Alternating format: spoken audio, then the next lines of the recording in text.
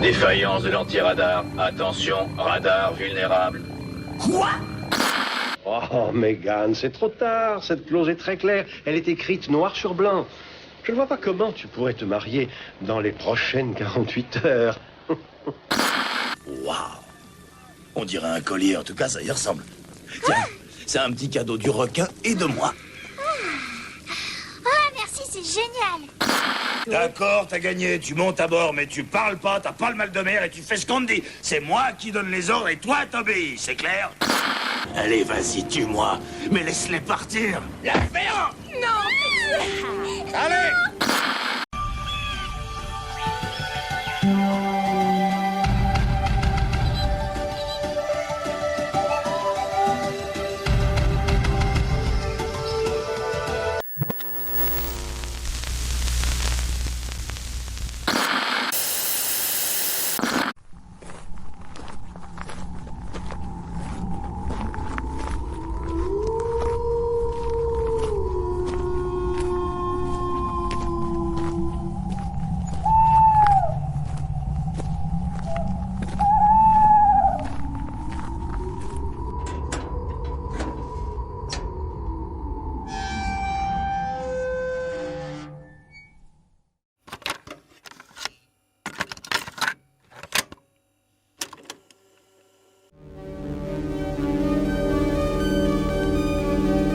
C'est quoi le concept de cet épisode? J'ai jamais écouté. Alors je n'ai jamais écouté ce concept encore.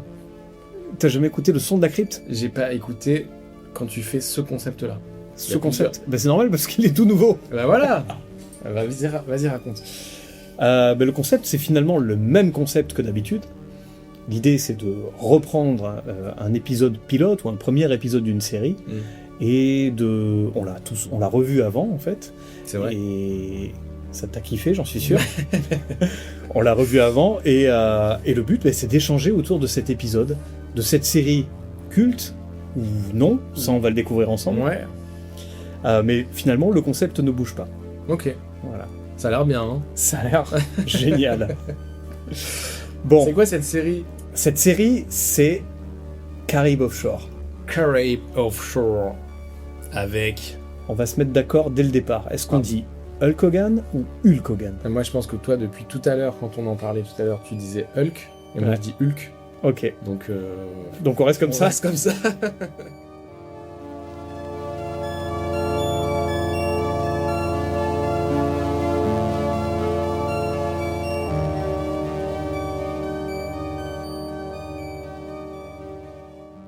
Bon, on t'entend parler depuis tout à l'heure, mais Oui. y a une question qui se pose. Mais t'es qui en fait? Bah oui, tous tes auditeurs fidèles là qui se disent mais c'est quoi ce gars là qu'on connaît pas. Je m'appelle Antoine, bonsoir. Bonsoir. Voilà, je suis intervenant pour cet épisode parce que il m'a touché profondément et que j'ai énormément de choses à dire. On va voir si ça tient la route, mais voilà. Et on se connaît de longue date quand même. Oui. On peut mettre un peu de contexte. On peut le préciser. Voilà. En des temps reculés, quand nous étions vingtenaires. Ouais, vingtenaire, tout à fait. Je veux pas révéler ton âge parce que je sais que t'es un peu immortel à ton échelle. Bah, pour regarder, oui, tout à fait, mais pour regarder des bouses des années 90 Oui, ça donne un petit indice. et m'en souvenir, ça donne un petit indice sur mon âge. Ouais. Et sinon, dans la vie, pour donner un petit peu d'éléments de compréhension, je dirais, aux auditeurs, je fais de la conception-rédaction, ça s'appelle, et notamment, j'écris une bande dessinée qui s'appelle Big, voilà, que je vous invite à regarder, notamment sur les Instagram. Allez voir, c'est vraiment cool, c'est vraiment drôle. Merci. Complètement décalé, un peu déluré le truc. Mais il y a des mises en scène, tout est bien travaillé. Allez suivre ce compte Insta. Et voilà. je mettrai ça dans la description de l'épisode. Merci pour ça. Et c'est une bande dessinée qui n'est pas faite avec des dessins. Donc je préfère mettre un petit disclaimer pour les gens qui seraient choqués. Je dis pas comment c'est fait du coup, mais ça donne envie, c'est un peu le teasing, tu vois. Voilà. Allez découvrir ça, ça vaut vraiment le détour. Merci. Bon. Donc aujourd'hui, on a décidé ensemble de s'attaquer à Tu me l'as imposé. Arrête de faire genre t'as été démocratique. Je l'ai peut-être imposé, effectivement. Donc on a décidé de s'attaquer à un monument du nanar télévisuel des années 90. on l'a dit tout à l'heure, Caraïbes Offshore ou Thunder in Paradise en version originale. Alors, avant d'aller plus loin, on va faire un résumé rapide de la série, au cas où vous seriez passé à côté. C'est un résumé que j'ai piqué sur le site IMDb, c'est très simple, c'est l'histoire de 2 anciens Navy SEALs qui travaillent comme mercenaires sur un bateau de haute technologie. Oui. Ce qui veut tout et rien dire. C'est vrai qu'à ce stade, t'as pas forcément envie de te ruer dessus déjà. Non, c'est pas très La vendeur. présence de Hulk. Hogan. J'ai vraiment envie de dire Hulk aussi. Ah, tu vois, t'as envie de dire ça sonne Hulk. vachement mieux. Avant de vraiment préciser comment elle était, quand est-ce qu'elle a été créée, qui joue dedans, etc., est-ce que tu pourrais nous parler peut-être de ton premier souvenir de Caraïbes Offshore? Est-ce que t'en as un? Pour moi, c'est donc c'est une série qui passait sur M6. Tout à fait. Après d'âpres recherches, j'ai découvert qu'elle passait à 19h sur M6. Et vraiment, je pense que donc j'avais 12 ans et j'étais pas devant la télé à cette époque-là, à cette heure-là en tout cas. Donc j'ai vraiment le souvenir d'un truc, une énième série random de M6. Et donc ce qui me frappe juste, enfin ce qui me revient, c'est juste le folklore très Miami qu'on voyait en fait dans plein de séries de l'époque. Et assez vite, je me disais ça me concerne pas. Et soit je changeais de chaîne, soit j'allais faire autre chose. Voilà. C'est ça mon souvenir flou. Et en fait, le revisionnage était vraiment fidèle à mon souvenir, Ok. puisque je l'ai aussi vu flou, ripé sur Dailymotion, en version dégueulasse, passé, donc format original 4/3 évidemment, et tiré en 16:9. Donc vraiment les conditions les plus mauvaises pour regarder la série. Alors, pour info, l'épisode, vous pouvez le trouver, alors, apparemment sur Dailymotion. Il est également sur YouTube, ce premier épisode-là. Donc, je mettrai les liens également dans la description si vous voulez revoir cet épisode qui vaut vraiment le détour. Mais ça, on va en parler. Tu verras si ça donne envie. Ok. Moi, mon premier souvenir, donc si la série a été créée en 94, et ça on va y venir, elle a été diffusée en France en 95, donc j'avais, je veux dire mon âge, hein, j'avais 15 ans à l'époque. 15 ans, j'avais les hormones un peu en ébullition, mais ça, je crois que vous le savez tous, parce qu'on a parlé de Classe Mannequin il n'y a pas si longtemps que ça. Cette série, c'est comme toutes les séries du genre, hein, Alerte à Malibu et compagnie, elle était blindée de bikinis et de meufs sur la plage en mini-tenue. Bon, mais quand t'as 15 ans, ça parle. C'est vrai. C'est même un argument... Un argument de vente. Se suffit à lui-même, je dirais. Tout à fait. Mais à la différence de Alerte à Malibu, même si, évidemment, on sait pourquoi regarder, il y avait quand même un minimum de justification, c'est-à-dire que les meufs étaient en maillot, mais parce qu'elles étaient maîtres nageuses, ou maîtresses nageuses, je sais pas comment on dit. Tu vois, il y avait un... mais pas que. Dans l'Alerte à Malibu, oui, il y en avait qui, effectivement... Elles enquêtent aussi, elles font un tas de trucs. Oui, non, mais il y en a Des aussi crêpes. qui posaient leur cul sur la plage, sur leur serviette, et puis les caméramans aimaient bien les montrer, tout simplement. Mais parce que c'était pour le contexte, tu vois. Tout à fait. Ils étaient sur la plage, donc... Toujours les gens- contextualiser Voilà. ce qui se passe. Voilà. Alors que là, vraiment, je trouve que c'est un niveau au-dessus. C'est vraiment encore plus gratuit. Il y a plein de séquences où le bikini n'est vraiment pas justifié. On est d'accord. D'accord, je le suis. Remettons donc un peu de contexte sur cette série qui représente parfaitement une certaine télévision des années 90. Donc comme on l'a dit, Caraïbes Offshore est une série télévisée américaine d'une seule saison, de 22 épisodes, dont ce fameux pilote dont on va vous parler, qui est un double épisode, cerise sur le gâteau, 1h20 d'épisode, ça c'est génial. Plaisir. Elle a été créée par Michael Burke et Douglas Schwartz. Alors ces noms ne disent peut-être rien, et pourtant, c'est des mecs qui ont à leur actif de bien belles séries, dont notamment Alerte à Malibu.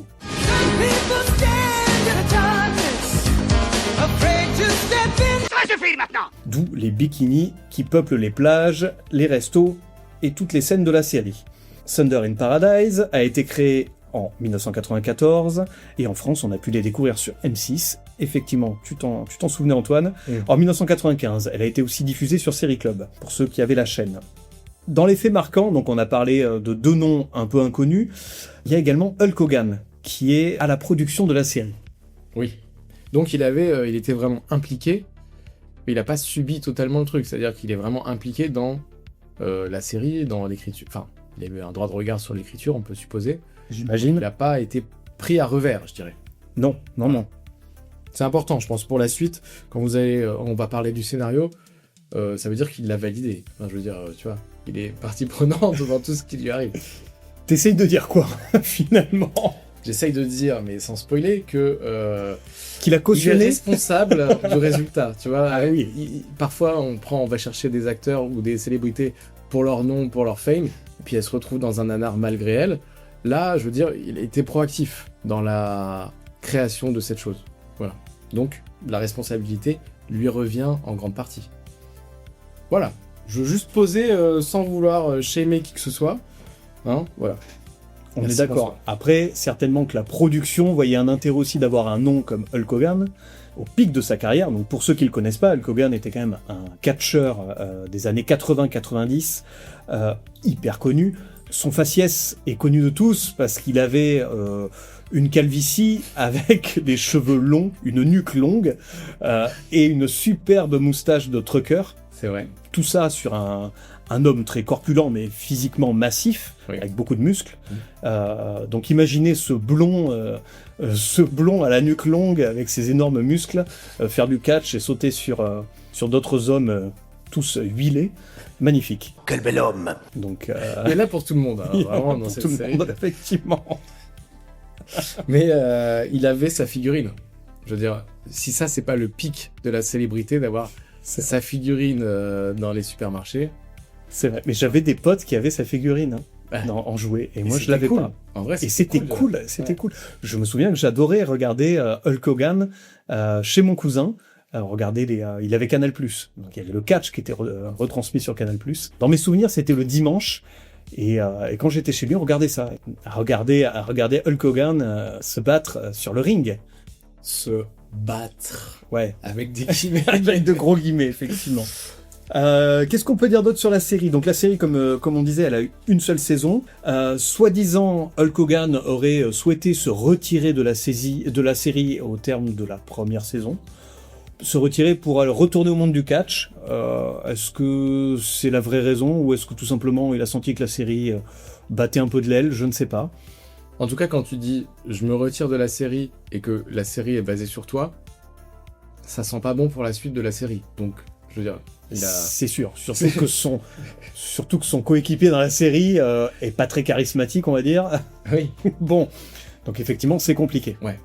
C'est comme si dans K2000, la voiture disait finalement Quitte. oui, quitte, tout à fait. Il disait non, en fait, je vais prendre la sortie 52 et je vous laisse là, les gars. Continuez sans moi. Mais a-t-elle son propre libre arbitre Quitte.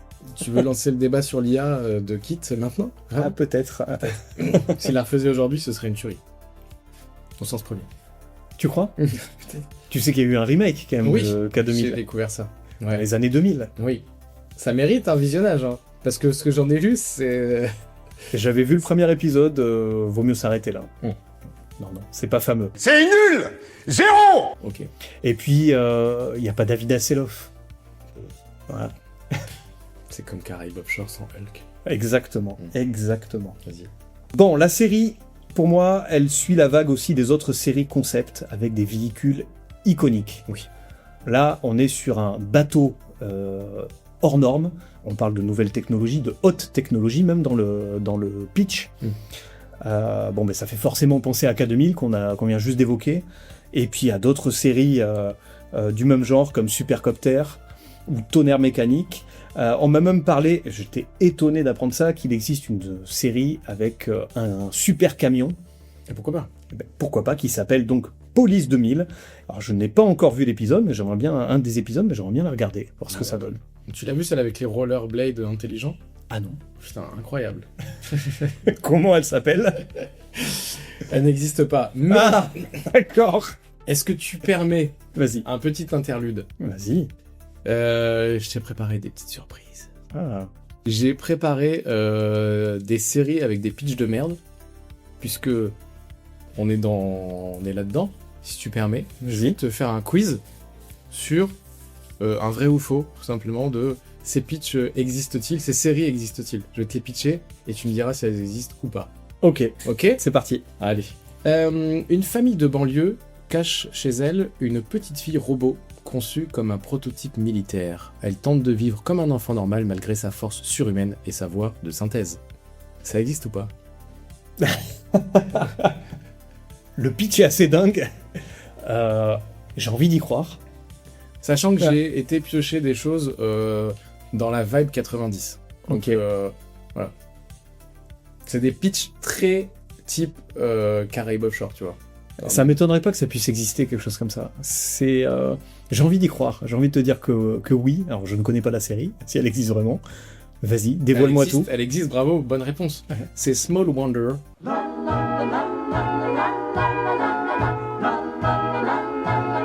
Ok. Et quand j'ai vu la cover du truc, de la série, ça m'a fait un petit flashback. Je crois qu'on avait aperçu ça en France. Une petite fille, c'est une sorte de Astro, le petit robot, tu vois. Ouais. Son petite fille, avec des circuits imprimés scotchés dans le dos, pour que ça fasse robot, hein, évidemment. Le principal d'un lycée est remplacé par un extraterrestre infiltré qui tente de comprendre l'humanité en faisant un maximum de pranks pour étudier les réactions des étudiants. Non. Non, ça n'existe Non. pas. Bravo. Après le crash de son vaisseau, un extraterrestre sarcastique s'installe chez une famille américaine typique. Il accumule les catastrophes et tente régulièrement de manger le chat. Oh, ce serait pas Alf? Ce serait Alf, que ça m'étonnerait pas. Tu n'es plus un chat, mais une madeleine. Un couvent cache une unité d'intervention motorisée composée de nonnes expertes en poursuite à moto. Leur mission, combattre un cartel qui vole des reliques chrétiennes. Le pitch est dingue. On a envie de la voir, cette série. Je sais pas si on a envie de la voir. Mais de la curiosité quand même. Non, je n'y crois pas. Turbonance, Turbonance? ça n'existe pas. Ah, ok. La mère du héros meurt puis se réincarne dans une voiture parlante. Elle continue à commenter sa vie sentimentale via le klaxon et l'autoradio. Je n'y crois pas non plus.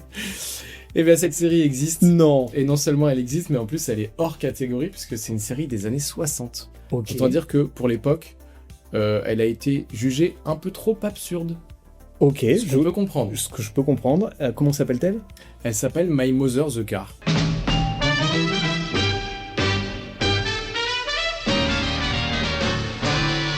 Vraiment, Ok, donc littéralement, ils se sont pas fait chier sur le non. titre, hein, au Non, moins. non. Ok, très bien. On est qu'à la moitié, mais t'as l'air de bien t'en Ouais, sortir. je donc, kiffe. voilà. Vas-y, envoie du bousin. Par erreur administrative au Vatican, un adolescent skater de Cleveland devient pape. Il transforme les messes en concerts grunge et répond aux crises diplomatiques avec des références à Mortal Kombat. C'est too much. C'est too much, je peux pas y croire. Si ça existe, je veux voir cette série absolument. Ça s'appelle Teen Pope et ça n'existe pas. Ok. Voilà. Alors, bon, tu me diras après. D'où te vient toute cette imagination? Un hologramme bleu, généré par ordinateur, combat le crime avec l'aide d'une Lamborghini futuriste capable de faire des virages impossibles. À angle droit. Oh oui, Oui, oui. bah bien sûr. Oui, bien sûr. Bah ouais, une Lamborghini. Une Lamborghini. Il y a un gars, une voiture, ça s'appelle Automan.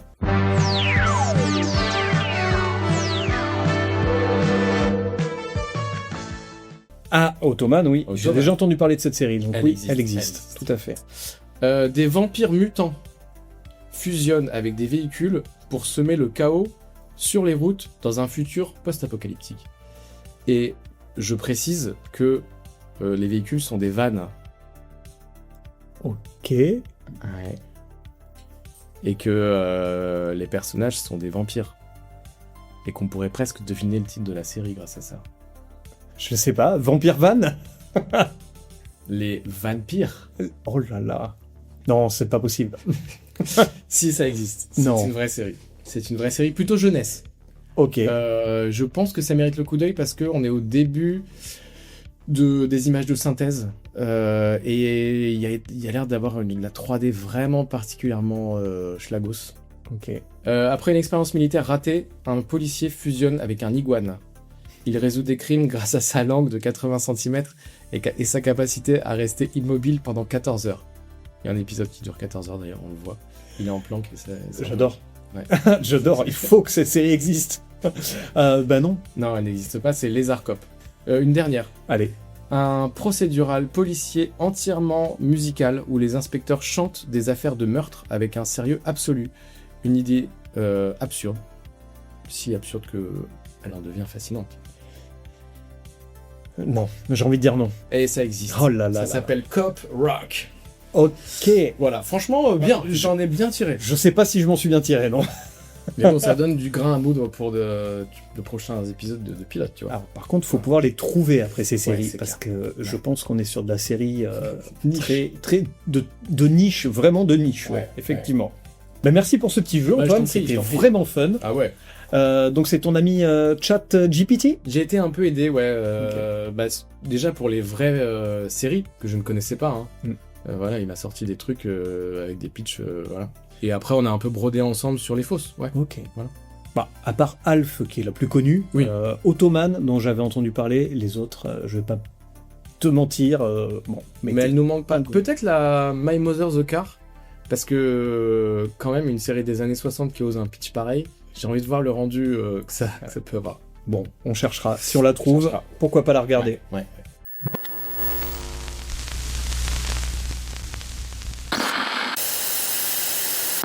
Revenons à Caraïbes Offshore. Alors, Oui. est-ce qu'on n'attaquerait pas par le générique, tout simplement? Ah si. Bon, on va pas se mentir, dès le début, la série annonce la couleur. On Ouais. sait dans quoi on met les pieds. Je n'irai pas plus loin. Et ce qu'il y a de particulier dès le départ, en fait, c'est qu'on a droit à un pré-générique. Oui. Je sais pas si ça t'a marqué. Si. Mais je sais pas si c'est propre au pilote ou si c'est toujours comme ça. Pour moi, c'est pas toujours comme ça, mais je pense que c'était comme ça à une certaine époque. On avait ces pré-génériques un peu. Alors, ce pré-générique, en fait, tout simplement, c'est un best-of, on va dire, de ce que tu vas retrouver dans l'épisode qui arrive, en fait. Oui. Voilà. Qu'est-ce que tu vas voir dans cet épisode? Ouais. Une façon de t'accrocher, de te faire rester, de te donner envie de regarder l'épisode. Ce qu'aujourd'hui on retrouve dans les épisodes suivants. C'est-à-dire qu'on dit Previously on the... Et là t'as le résumé. En fait, là, ils ont foutu le résumé intégral de l'épisode au début. avant. Voilà. Mais en vrai, c'est les bandes annonces de films, tu vois, Ça fait un peu bande-annonce, pour lesquelles effectivement. on se plaint d'avoir vu toutes les vannes. Ouais, bah là, c'est vraiment ça, quoi. C'est Bah, du coup, ça gâche un peu le plaisir, je trouve. complètement. Et ça te déconnecte du truc. Enfin, on n'a peut-être plus l'habitude de voir ça, en tout cas maintenant. Peut-être qu'à l'époque, ça nous choquait pas, mais c'est vrai que sur le coup, d'arriver là-dedans, j'ai pas trop compris. C'était un mix entre du générique et du pas générique, Ouais. avec des images de l'épisode, donc j'ai pas trop compris dans quoi je mettais les pieds, en fait, Ouais. au départ. Mais après, tu vois, c'est peut-être propre au pilote, c'est-à-dire que mettons-nous à la place de quelqu'un qui est devant son poste sur M6 à 19h, qui a l'habitude de voir sa série, tu sauras dire mieux que moi peut-être ce qui passait à l'époque, mais il a ses petites habitudes, et là on lui dit « Attends, on arrête tout, finalement aujourd'hui c'est Caraïbes Offshore avec Hulk Hogan ». Oui. Bon, faut être un peu séduit, il faut quand même qu'on nous donne de bonnes raisons de rester. Ah bah là, on nous en donne des bonnes, Ah oui. finalement. Un gars musclé, de l'action, des bikinis. Bon bah, finalement, 19h, un vendredi soir, t'as envie de rester. T'as pas grand-chose de mieux à foutre que ça, c'est vrai. Non, c'est clair. Voilà. Ce pré-générique servait peut-être pour combler un vide, donner envie. Ça témoigne certainement d'une époque aussi, qui n'est plus, parce qu'on ne voit plus. Donc voilà. Bon, et après, on a eu le fameux générique, qui n'est pas le véritable générique non plus de la série. Ah. Le véritable générique de la série apparaît à partir de l'épisode 2. Ah. Donc là, on a ce pré-générique qui est un best-of, et une sorte de mini-générique. Est-ce qu'on peut l'écouter là, en termes de bah, droit bien sûr. On a le On va droit. le mettre. Ouais. Ouais, on le met. Ok.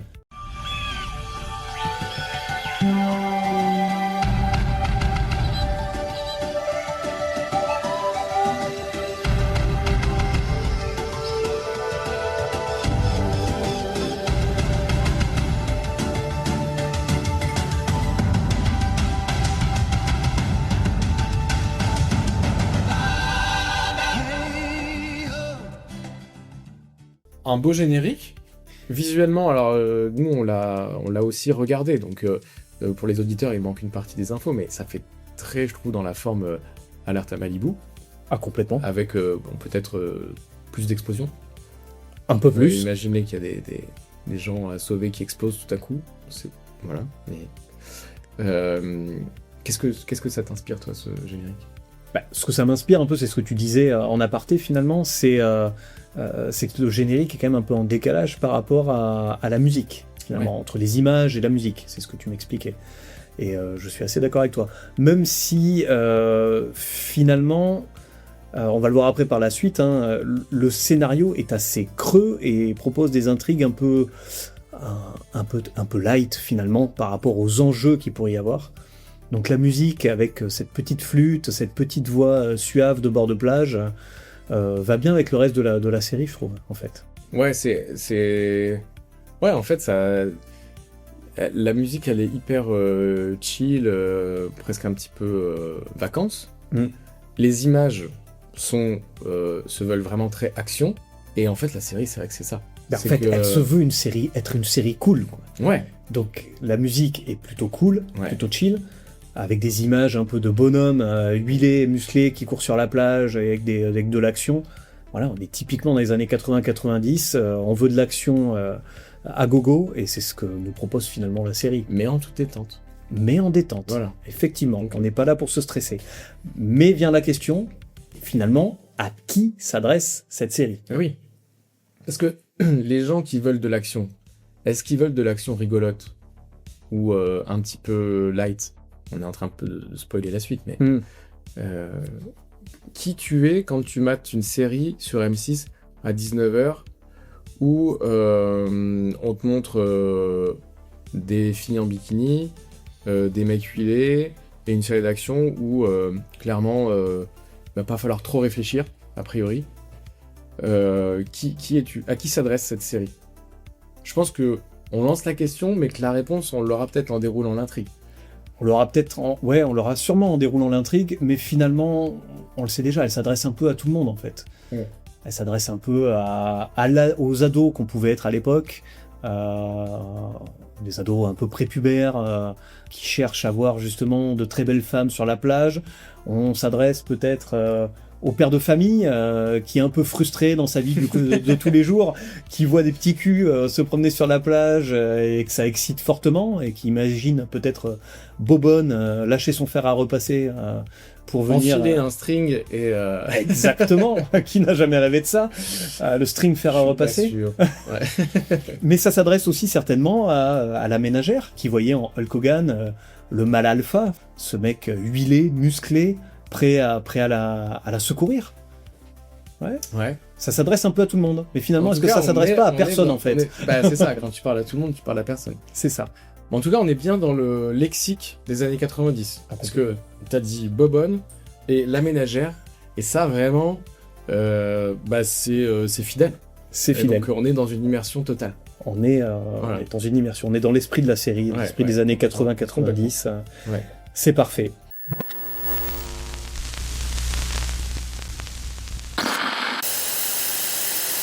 Bon, on va peut-être attaquer le casting, quand même, parce qu'il faut parler du casting. Oui. Je sais pas ce que t'en penses. Bien sûr. Il y a quand même 2 personnages importants dans la série. Le plus important, on en a déjà parlé un petit peu, c'est le personnage incarné par Hulk Hogan, notre cher Spencer, qui représente le héros américain absolu, dans toute sa splendeur. On le voit dès le générique, le mec n'a peur de rien. Il est bâti comme un frigo, il est énorme.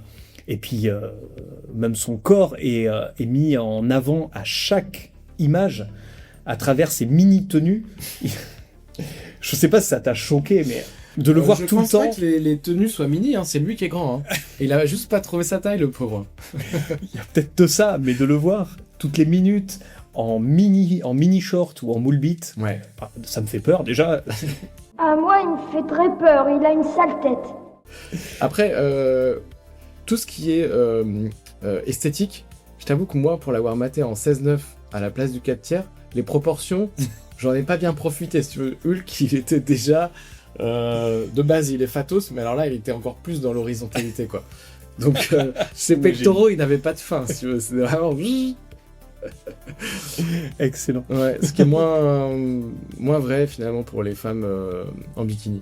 Ça n'a pas le même rendu. Ça n'a pas le même rendu. Non. Okay. Non. Ça t'a moins choqué. Ouais. Ça t'a plu peut-être d'ailleurs. Tu as passé un bon moment. Bah, je sens que je suis passé à côté de quelque chose. Ah, Ouais, ça et vraiment le fait de l'avoir maté en je sais pas, 280p, vraiment très très basse def, pareil. On rate quelque chose de l'esthétique globale. Mais bon, bref. à quand une version Blu-ray de... Ouais, remasterisé, bien Caraïbes sûr. Offshore. Ça mérite un 4K easy, quoi. Mais serais-tu prêt à mettre 40 balles dans l'achat de la saison de Caraïbes Ouais. Offshore? Ouais, je sais pas. Je vois bien, tu sais, sur les démos de télé, là, tu vois, où ils te mettent des images ultra saturées, ultra brillantes. Un bon pack de Hulk, je pense que ça vend de la télé. Hein. Ouais, ça peut faire peur aussi. Hein. Ça peut faire peur. Ça peut faire Ouais, peur. ouais. Bon, Profiter de chaque poil de moustache et de sa nuque longue n'est-ce pas? en 4K. Donc, Hulk Hogan, c'est le héros américain absolu, comme je disais tout à l'heure. Et il est omniprésent. De toute façon, la série tourne autour de lui. C'est le personnage principal, le héros. Donc, on le voit tout le temps. À côté de lui, il y a un autre personnage, son sidekick, comme on Oui. l'appelle dans les séries. C'est Brubaker, qui est incarné par Chris Lemon. Un acteur, pour ma part, que je n'ai vu que dans Caraïbes Offshore. Alors apparemment, j'ai fait quelques recherches, il a fait quelques apparitions ici et là, notamment dans Le Caméléon, mais rien de bien transcendant. Concernant son personnage, bon, on en parlera peut-être quand on déroulera certaines scènes. Bon, il apparaît plus comme le cerveau de l'opération, C'est relatif, hein. et le cerveau un peu teubé quand même de temps en temps. Ouais, pas mal teubé, ouais. Comparé au bourrin que représente Hulk Hogan. Ouais. Mais finalement, c'est pas si compliqué que ça de paraître comme étant le cerveau de l'opération quand on a Hulk Hogan à côté. Ouais. Oui, c'est vrai. Mais je trouve que c'est pas... Alors, peut-être que la série fait ça mieux par la suite, mais vraiment, ça m'a pas sauté aux yeux que le sidekick était le cerveau de la bande, si tu veux. En vrai, à côté de Hulk, je pense que tout le monde a l'air chétif, mais déjà, lui, tu le mets tout seul. En vrai, il est méga baraque aussi, lui. C'est pas Hulk, mais en vrai, il est super taillé. Et dès le début de la série, il est complètement... Il est censé être celui qui est aux commandes du bateau, un peu le geek de son bateau, tu vois, ultra tech et tout ça. Et on sent qu'il maîtrise pas grand-chose. Et il est complètement dépassé. Ouais. Je suis C'est d'accord. vraiment le bouffon qui... Oh, j'avais plus là. Je pensais que ça ferait ça, mais malheureusement, ça marche pas, je sais pas quoi faire. C'est quand même beaucoup ça. Et limite, Hulk est plus sage que lui, je trouve. Il dit, ok, bah si ça marche pas, on va plutôt faire comme ça. Tu vois, il est dans la solution. Oui, mais ses solutions à Ses lui sont solutions. généralement très bourrines, on va dire. C'est vrai, Voilà. c'est vrai. C'est pas dans la finesse. C'est vrai. Voilà. Mais il est proactif. Il propose des solutions. Oui, il faut agir. Il De est toute dans façon, la solution. On est dans de l'action. Ouais. Il faut agir. Ouais. Il faut qu'il y ait un résultat. Oui. Il faut que ce soit... Il est orienté résultat, Hulk. Ah ben complètement. Voilà, Et il obtient des résultats. C'est Ouais. ça qui est intéressant. c'est ça. En avant dans les personnages marquants Oui. de la série, il y a Kelly, interprétée par Carol Alt, qui elle aussi n'a pas eu, à ma connaissance, une carrière fulgurante. Elle est surtout connue parce qu'elle a fait du mannequinat, et on va pas se leurrer, c'est une très belle femme. Elle a été aussi modèle Playboy, comme par hasard. Ouais. Et donc dans la série, en fait c'est le love interest de Brubaker. Elle semble, c'est comme ça que je l'ai un peu perçue, être un peu une femme forte, assez indépendante, comparée à l'autre femme de l'épisode.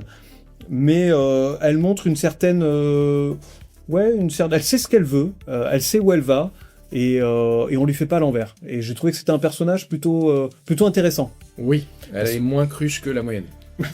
Tout à fait, moins cruche que l'autre. Oui, bah ouais. Justement... Et je sens que t'as envie de parler de sa scène phare. Ah oui, c'est vrai, tout à fait. Alors, c'est vrai qu'il y a une scène... Il y a une scène qui m'a marqué, mais je m'en souvenais plus du tout, en fait. C'est en revoyant cette scène-là que ça m'a fait tilt. Et j'ai eu l'impression de revenir 20-30 ans en arrière. 30 ans en arrière, effectivement. Cette scène, c'est quand elle est au bar, donc elle est barmaid, en fait, sur la plage. Et donc Kelly décide d'allumer deux petits jeunes qui sont au bar, qui commandent une boisson quelconque. Et donc elle prend une cerise dans sa bouche. Elle enlève la cerise, elle garde la tige de la cerise. Qu'on peut appeler la queue de la La cerise. queue de la cerise, tout à fait. C'est que je voulais pas dire le mot queue, mais merci. Parce que de suite, ça va devenir tendancieux. Bah oui, mais en même temps... Mais en même temps, c'est le sujet. Hein. Et Kelly a réussi à faire un nœud avec cette queue dans sa bouche. Donc avec sa langue. Une prouesse. Une prouesse. Ouais. Une prouesse. Et finalement, en revoyant la scène, j'ai eu un flash. Je me suis souvenu de cette scène. Et je me suis souvenu que ça m'avait marqué quand j'avais 15 ans. Alors, pourquoi ça m'a marqué? Et c'était pas une... J'ai pas de terme. Une ressucée, une repompe, il y en a aucun qui marche. Le terme de ressucé est Et- parfait. Ouais. Mais De- effectivement, est-ce que mais ça en serait fait, pas dans un autre film On la dans- connaît cette scène, en vrai, c'est un peu un gimmick de meuf qui essaie de faire la chaudasse, quoi. Non? C'est un peu Ah, ça, c'est non? possible. Le truc de montrer... Enfin, Mais à même- mon avis, c'est un clin d'œil. C'est pour ça que moi aussi, j'avais pas maté Caribe Offshore, et quand j'ai vu ça, je me suis dit, ah, ça, j'ai déjà vu. C'est pas un Mais peu t'as un- peut-être raison. Et maintenant que tu le dis, je me demande si c'est pas dans un film, Ouais. ou peut-être une autre série, mais peut-être plus dans un film qui a eu cette scène. Et effectivement, ce serait soit un clin d'œil, soit une ressucée, comme tu dis. Le terme est très à propos. Peut-être rechercher. Si vous qui nous écoutez, vous avez la ref, Ouais. n'hésitez pas à venir nous la dire en commentaire parce qu'effectivement, c'est peut-être une remarque judicieuse. Mais c'est vrai que c'est le seul personnage féminin qui n'est pas un bout de viande. Enfin, Comme Bro Baker, si. Il veut se la taper, clairement. oui, mais il galère. Il galère. Voilà. Ouais. Donc c'est la seule qui a une place à peu près à la hauteur des hommes. Effectivement. Les autres. Mais c'est ça qui est intéressant chez elle. Voilà. Ouais. Tout à fait. Et donc à côté d'elle, il y a Megan, qui est interprétée par Felicity Waterman. Alors elle, vous avez peut-être pu la voir à droite à gauche, elle a fait pas mal d'apparitions dans des séries de seconde zone, hein, pour la plupart. Pacific Blue, Mitch Buchanan, Sequest, Nikita, etc., etc. Elle a fait une apparition aussi dans Code Lysa. Ça, c'est moins une série de seconde zone, hein. Je pense que Oui, oui, les gens de notre génération ont bien kiffé cette série également. Voilà, donc c'est un personnage comparé à Kelly qui est assez ridicule, qui est finalement dans le ton des autres personnages féminins qu'on avait à l'époque dans les années 80-90. Le personnage féminin un peu antipathique, un peu relou, Y a pas qui d'autre passe mot. son temps à crier, à être un peu chiante. C'est une conne. Tout simplement. Et moi, qui se fait clairement, aussi traiter n'importe comment. et qui se fait traiter n'importe comment. Voilà. On est bien d'accord. Ouais. Et en fait, elle m'a fait penser, quand j'ai revu cet épisode de Caribe Offshore, elle m'a fait penser au personnage de Willy dans Indiana Jones et le Temple Maudit. C'est exactement le même type de personnage, Oui, bah ouais. qui sert un peu de love interest aussi au héros, donc ici à Hulk Hogan, mais qui passe son temps à crier, à avoir peur, à être dépendante de l'homme présent sur place. Donc ces personnages, maintenant on n'en veut plus des personnages comme ça. Enfin, c'est Non, mais elle commençait bien parce que quand même, elle a un hôtel. C'est comme ça, c'est comme ça que commence un peu l'intrigue du bazar. tout à fait.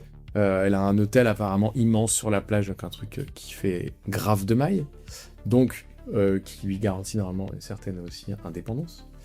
Et malgré tout, ils ont trouvé un truc qui fait qu'elle a quand même besoin de Hulk.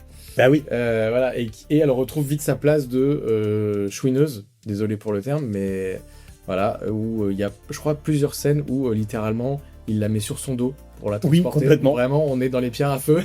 S'il avait pu la tirer par les cheveux en la traînant, c'était pareil. Donc, ouais, elle est vite, malheureusement, remise à la place des persos féminins des années 90. Voilà, un faire-valoir qui chouine, quoi. Qui sert à montrer le danger aussi, tu vois. Parce que Hulk, s'il est tout le temps sûr de lui, ça peut lasser.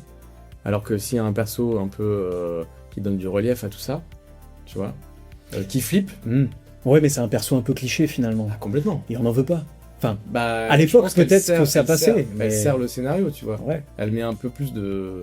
Ça permet de regarder Hulk avec tu vois, en contre-plongée. Ouais, mais c'est ça. Regardez, ouais. On met en avant, c'est ça, c'est un faire valoir. On met en avant le héros qu'est Hulk Hogan. Ouais, voilà. Effectivement. Ouais. Avançons sur les personnages. Oui. On a un personnage improbable. Je ne me souvenais pas qu'il était dans la série. Patrick McNee. Alors, ce nom ne vous dit rien. Enfin, vous dit rien, si, je pense que quand même il doit parler à certains. En attendant, si je vous parle de John Steed, c'est chapeau melon et bottes de cuir. Ah, mais oui. Eh oui, John c'était Steed ça. est dans la série. Et on se demande, mais qu'est-ce qu'il fout là? Qu'est-ce qu'il s'est dit à ce moment-là, l'acteur? Pourquoi il s'est dit, je vais faire une série avec Hulk Hogan dans laquelle il sera constamment en moule bite? Je ne vois pas l'intérêt. Alors, pas lui. Non, pas lui. Quoique, Ça le aurait style à peut-être été ça, l'anglaise, l'intérêt le style à du truc. l'anglaise Ouais. en moule bite, je sais pas, chapeau melon et moule bite, pourquoi Oui. pas? Mais effectivement, pour moi, c'était improbable de le voir là.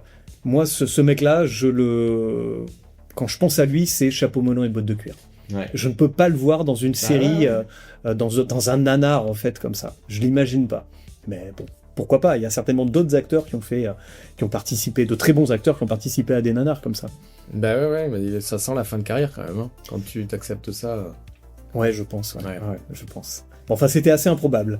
On avance dans les personnages, il en reste plus que 2. Il y a le bad guy de l'épisode. Alors, j'ai trouvé aucune information sur lui, mais finalement, on n'en veut pas trop.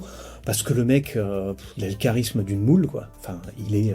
Tu vois même pas de qui tu parles. Le bad guy, tu sais, qui enlève la gamine. Le méchant. Le méchant. Le ouais, méchant. Le méchant de l'épisode. Le On va en méchant parler après. qui arrive vraiment très tard. Il arrive tard dans l'épisode, C'est-à-dire effectivement. que, vraiment, tu t'es tapé... Là, pour me remettre un peu de contexte, on a un pilote qui fait quoi, 1h20 1h20, ouais. 1h20, je pense qu'il arrive au bout de 40 minutes, le méchant. Ouais, peut-être. Quelque chose comme ça, ouais. Ouais. Et finalement, son arrivée est un peu à l'image du personnage, quoi. On s'en Oui. fout, il apporte pas grand-chose. Le mec joue mal, clairement. Il surjoue, il joue mal. L'acteur est peut-être très bon, il fait ce qu'on lui a dit de faire. Et il fait le bad guy de base. Après, si on l'a pas vu dans d'autres trucs, on a un petit indice de son niveau de jeu quand même.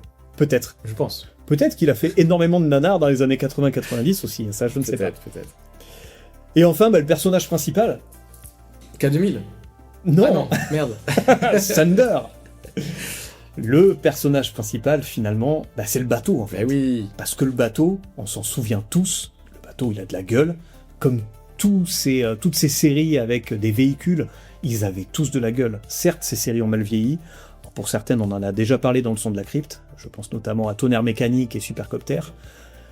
Mais purée, ces véhicules, putain, c'est un fantasme. À l'époque, je pense que c'était un fantasme pour le commun des mortels. En tout cas, pour les mecs rêvaient d'être à bord de bateaux ou de motos avec ces gueules-là. Enfin, je sais pas toi. Ouais. Moi, ado, je rêvais, quoi. Je m'imaginais. Bah, autant j'ai pu triper sur K2000, tu vois. Ouais, Sur complètement, quitte. Kit. Ouais. Mais là, le bateau, j'avoue, ils lui ont mis un gros sticker sur le côté. Ouais. Il y a écrit Thunder. C'est classe quand même, non? Le sticker est chambé. Il manque des flammes, je pense. Bah voilà, en fait, c'est ça. En fait, il est... Comme c'est un bateau, c'est un hors-bord militaire, en fait, il est blindé. Ouais. Et donc, finalement, il y a pas de truc un peu kiffant sur la forme du bateau, tu vois. Il y a pas... c'est pas une bagnole de James Bond avec des trappes et des trucs qui s'ouvrent, et tu vois. En fait, il est très sobre, le bateau. Ouais, mais tout est caché, parce que finalement, à des moments, il y a des trappes qui s'ouvrent, où il peut sortir des missiles. Il y a quand même des choses. Ouais. Je Il y a trouve quand même un peu soft, un mini scooter des mers qui sort de qui s'éjecte. la On sait côte, pas qui d'où, s'éjecte d'ailleurs. d'où. On sait pas. Ça, on sait pas. Ouais, On sait pas. Ok. Donc voilà, donc c'est... Moi, je trouve qu'il manque un petit peu de charisme, ce Thunder. Ouais. Moi, je me souviens Ah, qu'à ok, l'époque, ça il m'avait tapé dans l'œil, mais un peu comme tous les autres. Mais je pense que j'étais un peu sujet à ce genre de truc, tu vois. Moi, j'étais fasciné peut-être par les engins. Je le suis beaucoup moins maintenant parce que j'en ai strictement rien à foutre de mon véhicule. Hein. Pour tout vous dire, je roule en Clio 3. Donc, mon niveau en termes de véhicule haut de gamme est assez limité. Il y a des trappes à missiles quand même dans ta Bien Clio. entendu. Oui, voilà. Attends, C'est quand même bien sûr. ouais. Oui, tout à fait. Mm. Je peux aller sur l'eau aussi. Hein. Ah bah, ouais. Voilà. C'est la base. Voilà. On est bien d'accord. Je crois que c'est l'équipement de base. Hein. C'est l'équipement de base Ouais. sur les Clio, tout à fait. C'est pas une option. Donc, mais c'est vrai que moi, dans ces années-là, j'étais gamin, j'étais peut-être un peu influençable, Ouais. mais je rêvais d'être au volant ou aux manettes d'engins comme ça. Oui. Et finalement, c'est en ça que la série est bonne, finalement. Elle s'adressait à... J'étais une des cibles, j'étais cet ado qui rêvait, qui fantasmait de jolies femmes et de gros véhicules, quoi. Tu vois, on commence à Et avoir... non pas de grosses femmes et de... Je m'arrêterai là. Mais, on commence à avoir une réponse sur qui était concerné. Ouais. Et en fait, c'était peut-être bien toi. Hein. Tout à fait. C'était peut-être... Ou alors, c'est 15 Enfin, ans... pas que moi, hein, j'étais pas tout seul. Hein. Non, ils l'ont fait pour toi, les gars. Mais non, 15 ans, je pense que c'est le bon âge ou âge mental qu'il faut avoir pour être vraiment dedans, premier degré. Ouais, parce qu'on va pas se leurrer, là, maintenant, en revoyant la série, à 40 balais et un peu plus, on n'est pas la cible. Enfin, Ah non. ou on l'est plus. Ou Je alors, pense que la cible n'existe plus, hein, elle est morte avec la je série. pense qu'il y en a quand même. Hein. Ah, je pense que la cible Jean-Michel qui écoute du Patrick Sébastien, je pense qu'elle peut kiffer, quoi. Ouais, je sais pas. J'ai rien contre les Jean-Michel. Un Ni peu plus. contre Patrick Je suis un peu plus quand contre même, ouais, Patrick c'est vrai, Sébastien. c'est vrai. Est-ce que tu l'as vu mon cul? Est-ce que tu l'as vu? Ta gueule! Ta gueule! S'il te plaît, ta gueule! Ferme ta gueule, je t'en supplie, c'est insupportable! Excusez-moi, je suis désolé. Mais non, mais en fait, en vrai, je pense que, quand je dis la cible, elle n'existe plus, on a une telle offre que, en fait, moi, c'est vraiment ça qui m'a choqué au premier visionnage. Premier et dernier d'ailleurs. Mais Non, spoil pas notre conclusion. non, mais ce qui m'a frappé, c'est le rythme. Quand j'ai lancé le truc, j'ai regardé tout le début avec vraiment, t'as un plan où tu vois le bateau qui trace sur l'eau avec de la musique et ça dure 4 minutes entières de bateau qui trace sur l'eau. Il y a rien d'autre. C'est juste le bateau. 4 minutes à l'échelle de ce qu'on voit aujourd'hui, mais t'as déjà tellement avancé dans l'intrigue. Tu vois, Parce qu'aujourd'hui, on a besoin d'aller vite. mais ouais, mais c'est ça, moi, sur qui le me- format des réseaux sociaux aussi. On a besoin Ouais. que ça aille vite. Mais même, tu vois, Netflix, l'écriture Netflix, enfin, en quelques secondes, t'es dans le truc, tu rentres direct dans l'action. Enfin, là, je vois pas comment. Mais en fait, je me dis, ça correspond à l'usage aussi. C'est-à-dire que la télé, elle tourne en fond, en fait. Tu vois, quand tu te remets dans l'époque, la télé, tu l'éteins pas forcément, ça tourne en fond. T'as le temps, en fait, de voir que, putain, c'est quoi ce truc avec le bateau, là? En fait, t'as 4 minutes, on te donne 4 minutes pour rejoindre ton canapé, finir de pisser, prendre un bol de cacahuètes et te mettre dans ton canapé. Et vraiment, je pense que ça sert à ça, tu vois, c'est une sorte de... Ça va commencer, attention. Voilà. Et en même temps, il y a un truc qui m'a frappé, c'est que, tu vois ce truc, cette écriture Netflix, là, dont on se parlait, tu vois, il y a récemment...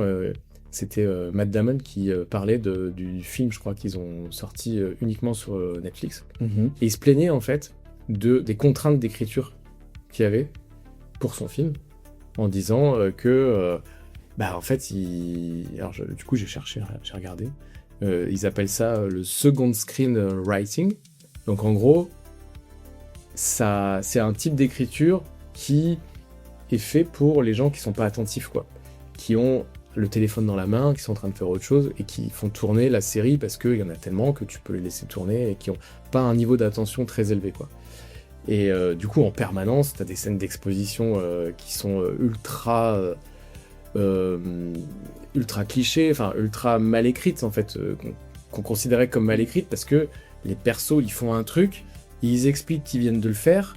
Je crois même que Matt Damon il disait toutes les 10 minutes il faut rappeler l'intrigue, c'est-à-dire Mais c'est où ça. on en est, ce qu'on fait, où on va.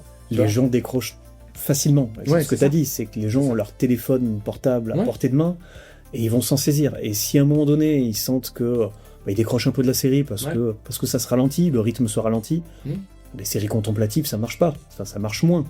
À part pour une certaine frange de la population. Mais effectivement, ils ont besoin de capter l'attention de l'audimat.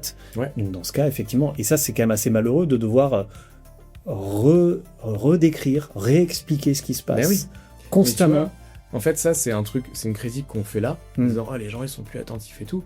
Mais en vrai, quand j'ai regardé ce truc-là, en fait, c'est hyper vieux. Parce que, justement, Carrie Bob Shore, tu vois, je te lis la description de ce qu'est le second screen writing, là. C'est la grammaire d'écriture d'aujourd'hui pour ces séries-là. Personnages qui décrivent leurs émotions. Ils le font. Et ils le font en plus très mal. Intrigue rappelée toutes les 10 minutes. Pareil. Absence d'ambiguïté. Bon bah ouais, c'est ultra manichéen. Tu sais qui sont les méchants, tu sais machin. Il n'y a aucune subtilité dans les persos. Tu le prends en cours de route, t'as tout de suite compris qui était le méchant et qui était le gentil. Et ce qui C'est pas de la série très cérébrale non plus. Non, mais tu vois, ce que je veux dire, c'est que ce type de consommation qu'on décrit aujourd'hui en disant qu'est-ce que c'est con, bah en vrai, ça date pas d'hier, quoi. Tu vois. Scène courte et ultra fonctionnelle, peu de narration visuelle pure, où, bah ouais, c'est clair que l'action, elle est là pour enrober, mais c'est un prétexte. Tu vois ce que je veux dire? C'est que tu peux très bien aller pisser 10 minutes, revenir et t'es pas perdu. Ah non, bah là le scénario tient quand même sur un post-it, on va pas se mentir. Non mais voilà. C'est quand même assez creux. Mais effectivement, je Tu comprends vois ce que tu veux dire. ce que je veux Ouais, dire, tout à c'est fait. que Ouais. on critique C'est vachement intéressant, le niveau ouais. d'attention, mais en fait à l'époque c'était aussi un peu la même chose. Après, pour dans d'autres circonstances peut-être, tu vois, peut-être que tu te levais, t'allais faire ta vaisselle, j'en sais rien, et puis peut-être la télé elle tournait en fond et et tu allais et venais devant ton poste, quoi. Après, les séries étaient peut-être plus lentes à l'époque, tout simplement aussi. Ouais, je pense aussi qu'il y a ça. Il y a cet effet-là. Là, effectivement, on est dans des productions qui veulent toujours aller vite, rappeler les choses. On était dans une autre époque, finalement, où tout était peut-être un peu plus posé, un peu plus lent. Ouais. Après, pour revenir à Caraïbes Offshore, les scènes qui prennent du temps, notamment la scène du bateau, par exemple, tu peux faire le parallèle avec Tonnerre Mécanique, K2000, on est là pour montrer aussi un véhicule. On revient sur ce véhicule, justement, qui est le faire-valoir de la série. On parle d'une série qui met en avant un objet particulier Oui. qu'il faut montrer. Mais ça, donc j'ai il y a pas de problème avec besoin. ça, tu vois. Ouais, mais même C'est comme la patte patrouille, quand ils vont chercher leur véhicule, tu te tapes le générique où tu vois les super bagnoles, là tu kiffes, t'étais venu pour ça. ouais, mais Et ce là qui me surprend, c'est maintenant, la durée en fait. maintenant, moi j'ai plus envie de passer 4 minutes à regarder un bateau, même si je le trouve très beau. Bah C'est 4 minutes à regarder un bateau sur l'eau qui va très très vite, quoi. Ouais. Ça me saoule, clairement. C'est aussi d'autres moyens, J'ai plus envie de c'est-à-dire ça. que tu vois, c'est aujourd'hui mettre un bateau, c'est pas assez spectaculaire pour que ça justifie le visionnage. Hmm. Tu vois, on a un niveau d'exigence qui est beaucoup plus haut aussi, quoi. Donc avant, voir juste le bateau, ça t'accrochait. Aujourd'hui, c'est un plan parmi d'autres, quoi. Enfin, C'est un plan parmi d'autres, mais après, ça répond aussi à la cible. Encore une fois, c'est une cible qui voulait voir quoi? Qui voulait voir des gros engins, qui voulait voir de l'action, et qui voulait voir des culs. Bon, ben finalement, la série, en 1h20 d'épisode, là où elle fait la focale, à chaque fois, c'est sur ces 3 éléments-là. Mm. Les scènes d'action, Ouais. les explosions, tu vois les explosions qui sont répétées 2-3 fois, oui. à des angles de caméra différents. ouais, faut en profiter. Le bateau, tu le vois comme tu disais 4 minutes, après tu le revois 4 minutes, tu le revois 2 minutes. Les culs, la scène de départ où tu vois des bikinis sur la plage, c'est interminable. Alors c'est clairement signé par les producteurs de Alerta Malibu, hein. Ouais. On va pas se mentir, dans Alerta Malibu, t'as exactement la même chose. Ouais, ce qui est choquant, c'est que c'est vraiment t'es sur du clip, c'est-à-dire que ça Ouais. ne sert pas du tout le scénario. C'est juste petit break, on va vous mettre 2 minutes de boule. Ouais, c'est ça. Parti. C'est ça. Mais ça capte certainement l'attention aussi Oui, non, mais bien sûr. des téléspectateurs, quoi. Ouais. Parce que certains, mais je pense pertinemment que certains venaient regarder ça uniquement pour Ah ça. bah quoi. oui. On va pas se mentir. Il y avait pas internet, hein. Espèce de gros pervers! Non. Alors je sais pas jusqu'où on peut aller là, mais bon, de là à aller fantasmer sur L'offre était beaucoup plus mince. sur on va Caraïbes pas se mentir. Offshore, bon, Ah. faut en vouloir C'est quand un même. autre sujet, mais ouais.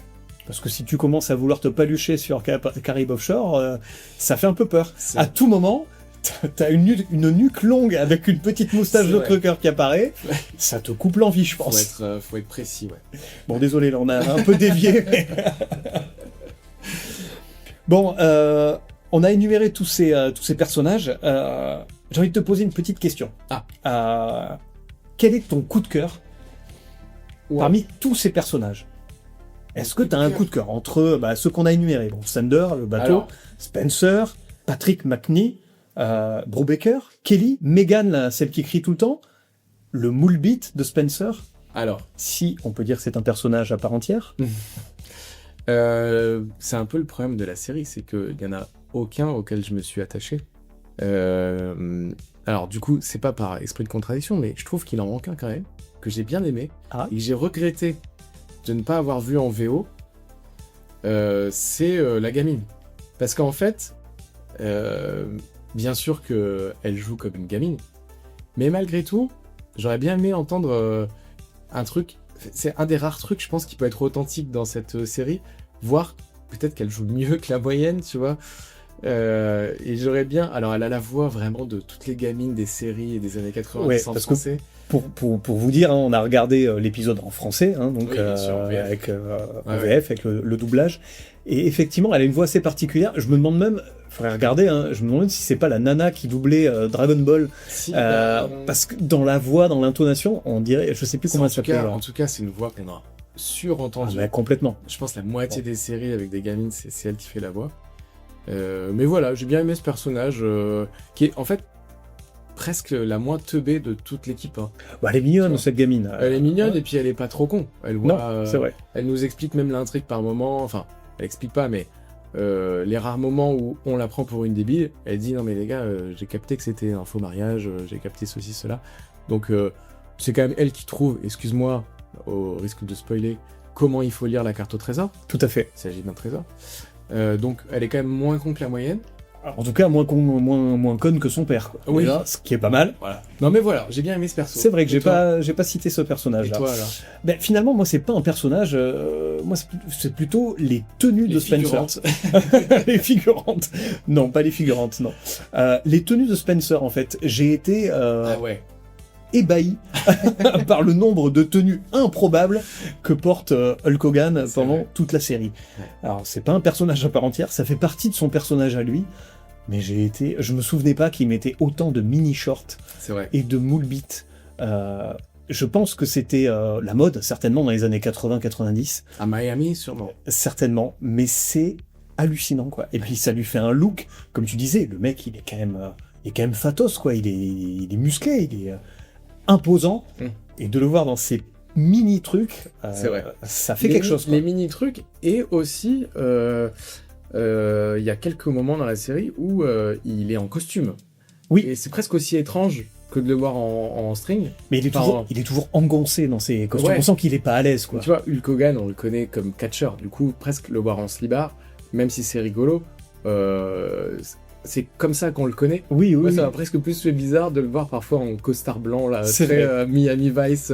Tu fais, ah ouais, non, c'est vraiment... T'es mieux en slip, en fait. Hein. Vraiment, ça ne te va pas du tout. Ça lui va bien, parce que dès qu'il a l'occasion de se mettre en slip, vrai. il le fait. C'est vrai. C'est Ouais. vrai. Ouais. Bon voilà, donc ce n'est pas un personnage, mais en tout cas, c'est ce qui le- m'a marqué le dans slip. cette, dans cette série, le slip de Hulk. Ok.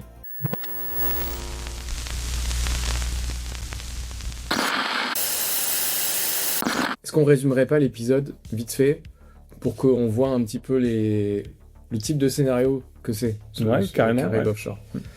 Donc le début, les deux gars sont dans le bateau, ils bombardent, apparemment ils partent en mission à Cuba, sauver la veuve et l'orphelin. Voilà. On se prend 10 minutes de ça. Mhm. Évidemment ils y arrivent avec brio. Et puis après ils reviennent à Miami.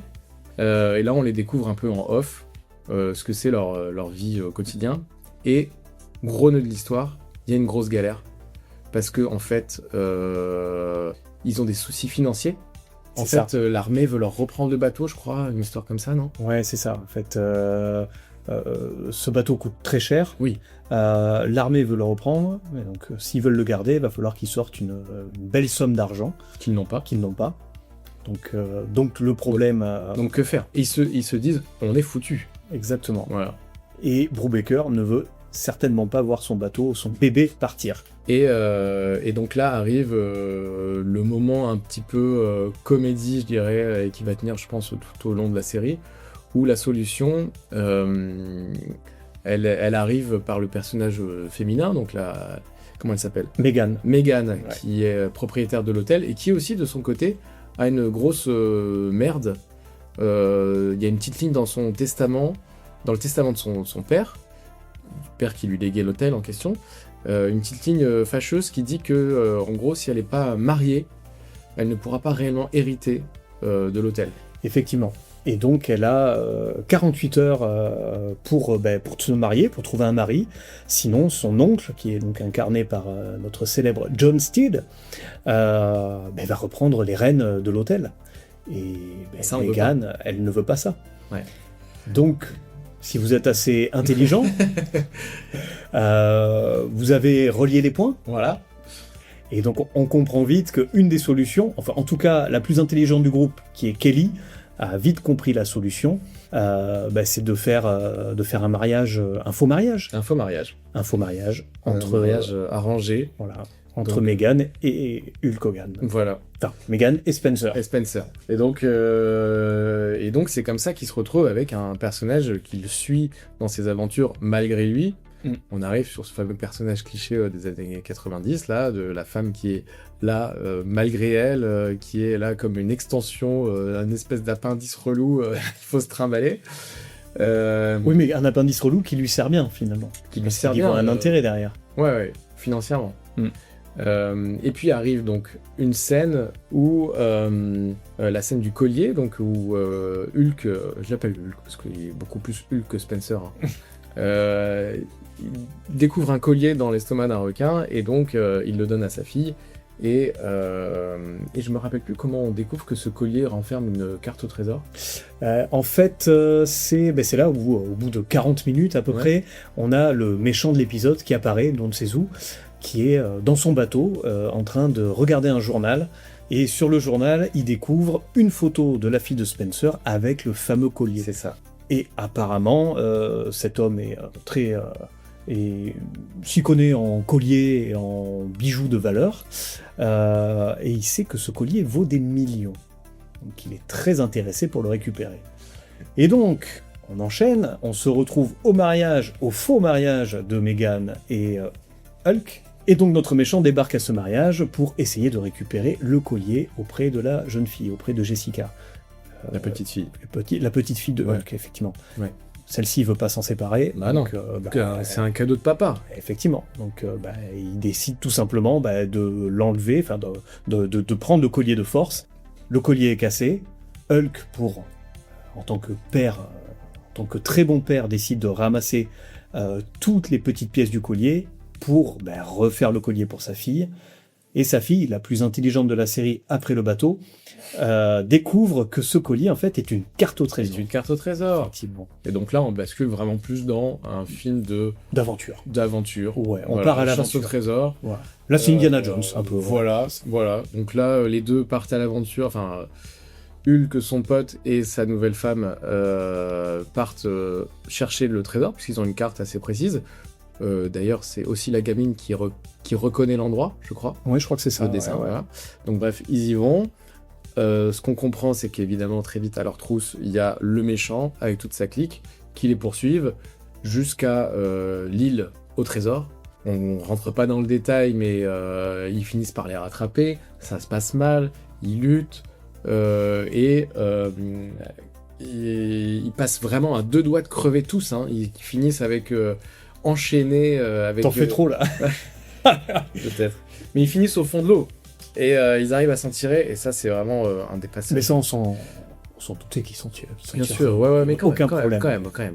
Moi, j'étais pas bien. Quand j'ai vu la petite fille au fond de l'eau, je me suis dit, la pauvre. Ouais. Mais les méchants les rattrapent. Et évidemment, ils se canardent les uns les autres. Et puis, ils s'en tirent, et tout le monde va bien. Et tout le monde va bien, de toute façon. Il y a un petit épilogue. Il y a un petit épilogue, mais on en parlera peut-être après, parce qu'il est assez croustillant. C'est vrai. Il mérite, je pense, l'audio, au minima. Ah, peut-être. Oui, c'est vrai. Je pense que vraiment, c'est... Ouais. On en parlera après. Bon, là, c'était le pitch de l'épisode. Hein, finalement, on vous a déroulé un peu le fil de l'épisode. On est pas rentré dans les détails. Comme ça, on a la trame.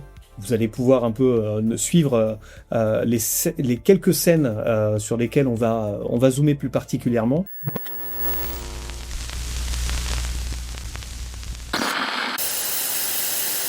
En aparté, tout à l'heure, tu me mentionnais notamment la première scène. Quand même 20 premières minutes où ils sont direct dans le feu de l'action, où ils doivent aller récupérer un mec, l'exfiltrer. Non, la famille d'un mec. La famille d'un mec, oui. La femme et le fils. Voilà. Ouais. C'était le début de l'épisode, donc j'ai quand même pris quelques notes. Après, j'ai arrêté parce que c'était trop d'informations. Mais quand même, ils devaient arriver. Donc ils arrivent avec le bateau, ils s'en approchent. Ils arrivent avec l'anti-radar. Ils ont un dispositif anti-radar. Hulk, là, il dit on aurait dû faire ça de nuit. On aurait dû faire ça de nuit. Parce qu'il se défend, parce que c'est une approche furtive. Lui dit t'inquiète, j'ai l'anti-radar. Donc, je vois pas comment, quand ils arrivent, tu vois, ils arrivent dans le port où il y a tous les soldats et tout ça. Je pense que, même avec l'anti-radar, de jour, ils sont à 3 mètres des gardes. Je veux bien qu'il n'y ait pas de radar, mais ils se font cramer quand même. Mais bon. Ils se font cramer quand même. Un bateau, ça se voit. Et puis un offshore. Ils ont mis un gros sticker dessus, on le rappelle. Ça fait du bruit, et il y a quand même un énorme sticker dessus, effectivement. Mais bon, évidemment, puisqu'on le disait en intro, le sidekick là. Brubaker. Brou. Ouais, Brou pour les intimes. Évidemment, ce glandu, il dit t'inquiète, j'ai mon anti-radar. Au bout de 2 secondes et demie, l'anti-radar tombe en panne. Donc, Défaillance de l'anti-radar. Attention, radar vulnérable. Quoi ? La feigne du bateau en prend un coup direct, quoi. Et l'intelligence de Brubaker aussi. On a l'impression qu'il subit finalement... Il subit son bateau. Exactement. Bon. Et donc là, il y a toute l'armée cubaine face à lui, puisqu'ils arrivent. Il dit non, Hulk, il dit non, on y va quand même. Donc évidemment, il se jette dans la gueule du loup. Il sort en slibard sur son jet ski. Donc là, il a toute l'armée cubaine en face de lui, il est en slip. Il est en slip, tout à fait, sur un mini scooter, ou alors un scooter de taille normale, enfin un mini... Oui, c'est vrai qu'il paraît très petit le jet ski. Un mini jet ski, sur lequel il paraît énorme dessus. Oui. J'ai l'impression que c'est un jouet. Ouais. C'est improbable, encore une fois, cette scène. Il est ridicule dessus. Et donc là, on est direct dans l'action, et avec vraiment l'action très cheap, où... d'emblée, tu te dis, oulala, ça va pas être un truc ultra réaliste. Genre, Hulk, il est sous un ponton. Pardon, sous le ponton, il y a 5 mecs avec des mitraillettes qui tirent donc en dessous d'eux, pour viser Hulk qui est littéralement en dessous d'eux. Ils sont 5 avec des mitraillettes. Il n'y a évidemment aucune balle qui touche Hulk. Oui, mais il a mis la tête sous l'eau. Oui. Et donc je pense que dans toutes les fictions, effectivement, à partir du moment où tu mets la tête sous l'eau et qu'on te tire dessus, ça ralentit les balles. Oui. Et du coup, on te voit plus, voilà. En tout cas, il y a cet effet-là. C'est magique. C'est magique. C'est un magicien. Après, il monte. On a quand même des scènes de Hulk sur les toits qui sont. Il est en slip sur les toits, c'est quand même pas mal. Et vraiment, il y a la scène où donc il est caché derrière un mur. Il sait qu'il y a une armée de 10 mecs caché derrière la cabane de pêcheurs. Je vois. Oui, oui. Et donc là, il se dit merde, il y a 10 mecs qui arrivent. À côté de moi, j'ai un tronc d'arbre. Que fout le tronc d'arbre là? Il y a un tronc d'arbre, pose pas de questions. Il ramasse le tronc d'arbre, qui est en polystyrène, mais lourd quand même. Hein. Oui, non, oui. En tout cas, voilà. Et il se sert de son tronc d'arbre pour taper dans les gardes comme si c'était un jeu de quilles. Évidemment, tous les gardes tombent morts sur le coup. Et là, vraiment, je me suis dit, ok, en fait, il va falloir... On est dans un cartoon, en fait. Vraiment, ça fait très... ça fait vraiment Looney Tunes, tu vois, le gros truc de bang, il aurait pu sortir, il aurait pu jeter un piano, un marteau 10 tonnes. Vraiment, c'était... Je me suis dit, ah oui, non mais d'accord, on va se détendre sur le niveau d'attente, et on est dans un truc cartoon, et après, quand tu te mets dans ce mode-là, t'es moins en attente, je te dis, bon, tout peut arriver, ce sera débile, et voir même, est-ce que j'ai pas mal compris la série, et je suis pas en train juste d'avoir un niveau d'attente premier degré, alors qu'en vrai, les mecs, ils sont juste là pour faire les cons. Et on en parlait un peu tout à l'heure, mais finalement, je pense que ça a été écrit pour un truc ultra léger, qui s'assume comme étant léger, débile, et juste popcorn, quoi. Mais effectivement, elle donne le ton, t'as raison. Dès le départ, on sait vers quoi on va, en fait. C'est vrai que c'est... Il n'était pas d'une crédibilité folle de base, non. Mais quand même. Tout semble un peu dingue finalement, irréaliste. Ouais. Et ce côté un peu Toons que tu décris, il y est clairement. Et, le tronc d'arbre, il y est grandement pour quelque chose. Effectivement, tu te dis, le mec est au ralenti en plus quand il donne un coup avec ce tronc. Tu te dis comment 5 ou 6 militaires ne voient pas ça. Et puis surtout, le coup semble faible, même si le mec est quand même baraqué. En fait, c'est vraiment Hulk Hogan a pris de la potion magique. Ouais, c'est ça. Allez-y, on rigole, quoi. Ouais, complètement. Tout ça. Complètement. Et bon, du coup, ça change. Et ça arrive au bout de 10 minutes, peut-être. 10-15 minutes. Il reste encore 80 minutes derrière ça. Ouais. Mais on donne une posture aussi à Hulk Hogan ici. On est là sur le héros. Parce que à la fin de cette scène, donc, il sauve effectivement cette femme et son enfant, qui ramène auprès de leur père. Il allait les sauver sur les côtes cubaines. Donc là aussi, on est dans les années 80-90. Donc on a encore sur cette idée de la guerre froide, finalement, ou encore les communistes d'un côté et les gentils de l'autre. Et effectivement, Hulk Hogan donc, sauve des communistes, cette mère et son fils, et les ramène auprès de leur père. Il apparaît encore une fois comme le héros. Enfin, encore une fois, non. En tout cas, là, on nous le montre directement comme le héros, le bon samaritain. Et puis ce n'est que le début. On sait qu'à chaque fois... Et ce rôle-là, il va l'avoir, ce rôle de bon samaritain. Il l'a clairement tout au long de l'épisode, et on sait qu'il l'aura tout au long de la série, effectivement. Ouais. Le héros américain qui est là pour sauver la veuve et l'orphelin. Qui d'emblée est intouchable. En fait, et intouchable, complètement. À aucun moment on va s'inquiéter pour lui, quoi. En fait, c'est ça. Je trouve que il se tire une balle dans le pied direct. Ça donne le ton, et voilà, c'est ça. Sortez les popcorn détendez-vous. Ouais, mais finalement, c'est ce que les gens attendent. Ouais, c'est ça. Est-ce Non, qu'ils mais ont voilà. envie de voir un héros maltraité qui va se faire malmener Bah, Pas forcément. pas dans Là, on était en tout cas. dans ces années-là, on cherchait Ouais. plutôt le héros invincible. Ouais, c'est ça. Le Ouais. mec qui se sortira de toutes les situations. Mais il sort d'une BD, quoi. Ouais. Mm. Finalement, il lui arrivera pas grand-chose, quoi. Bah, Il aura pas beaucoup de cicatrices. Il lui arrive des petits trucs, mais genre, on n'est pas sur un héros à la Piège de cristal, tu vois. ouais, voilà. Ou un héros qui est vraiment malmené. Ouais. Certes, on sait qu'il va vaincre les méchants. Oui. Mais il est malmené tout au long de l'épisode, il en prend plein la gueule. Mm. Il finit l'épisode à moitié debout, quoi. Enfin, le film, Ouais. pardon, à moitié debout. Ouais. Là, on sait que Hulk Hogan, ce sera pas le cas. Hulk Hogan, il finira debout, quoi qu'il arrive, Ah bah oui. et en héros. Mais à un moment, ils lui mettent un perso face à lui qui est vraiment beaucoup plus grand, beaucoup plus balèze, quoi. Ouais, mais j'ai aucun doute sur le fait qu'il va, C'est qu'il va clair. le maîtriser, quoi. Mais effectivement, le mec, il est improbable, il sort, il fait 2,50 m. Tu te dis, il va le défoncer, le pauvre Hulk Hogan, mais pas du tout. Ouais. Pas trop, finalement. Pas trop, en tout cas. Pas trop. T'as pas trop de doute quant à la capacité à Hulk Hogan de maîtriser ce genre de personnage, même si le mec fait 2 fois sa taille, quoi. Mm. Donc, C'est une question de mindset, tout ça. ouais, peut-être, ouais. Bon, en tout cas, effectivement, très bonne scène. Cette scène Ouais, d'introduction, qui est quand même assez longue, finalement, elle pose les bases de la série, quoi. On Oui. sait vers quoi on va. Elle témoigne effectivement de tout ce que la série va pouvoir nous montrer par la suite. En tout cas, l'épisode pilote. Oui. Mais nul doute que la suite, et donc les 22 épisodes suivants, seront du même acabit. Et toi, qu'est-ce qui t'a marqué comme scène? Mais moi, la scène qui m'a marqué, finalement, c'est la scène qui est juste après, hein, si je dis pas de bêtises, quand il retourne à Miami auprès de sa famille, et notamment auprès de sa fille, et quand il est sur le ponton en train de faire une activité de pêcheur, qu'il n'est pas d'ailleurs, il est en train d'ouvrir un requin.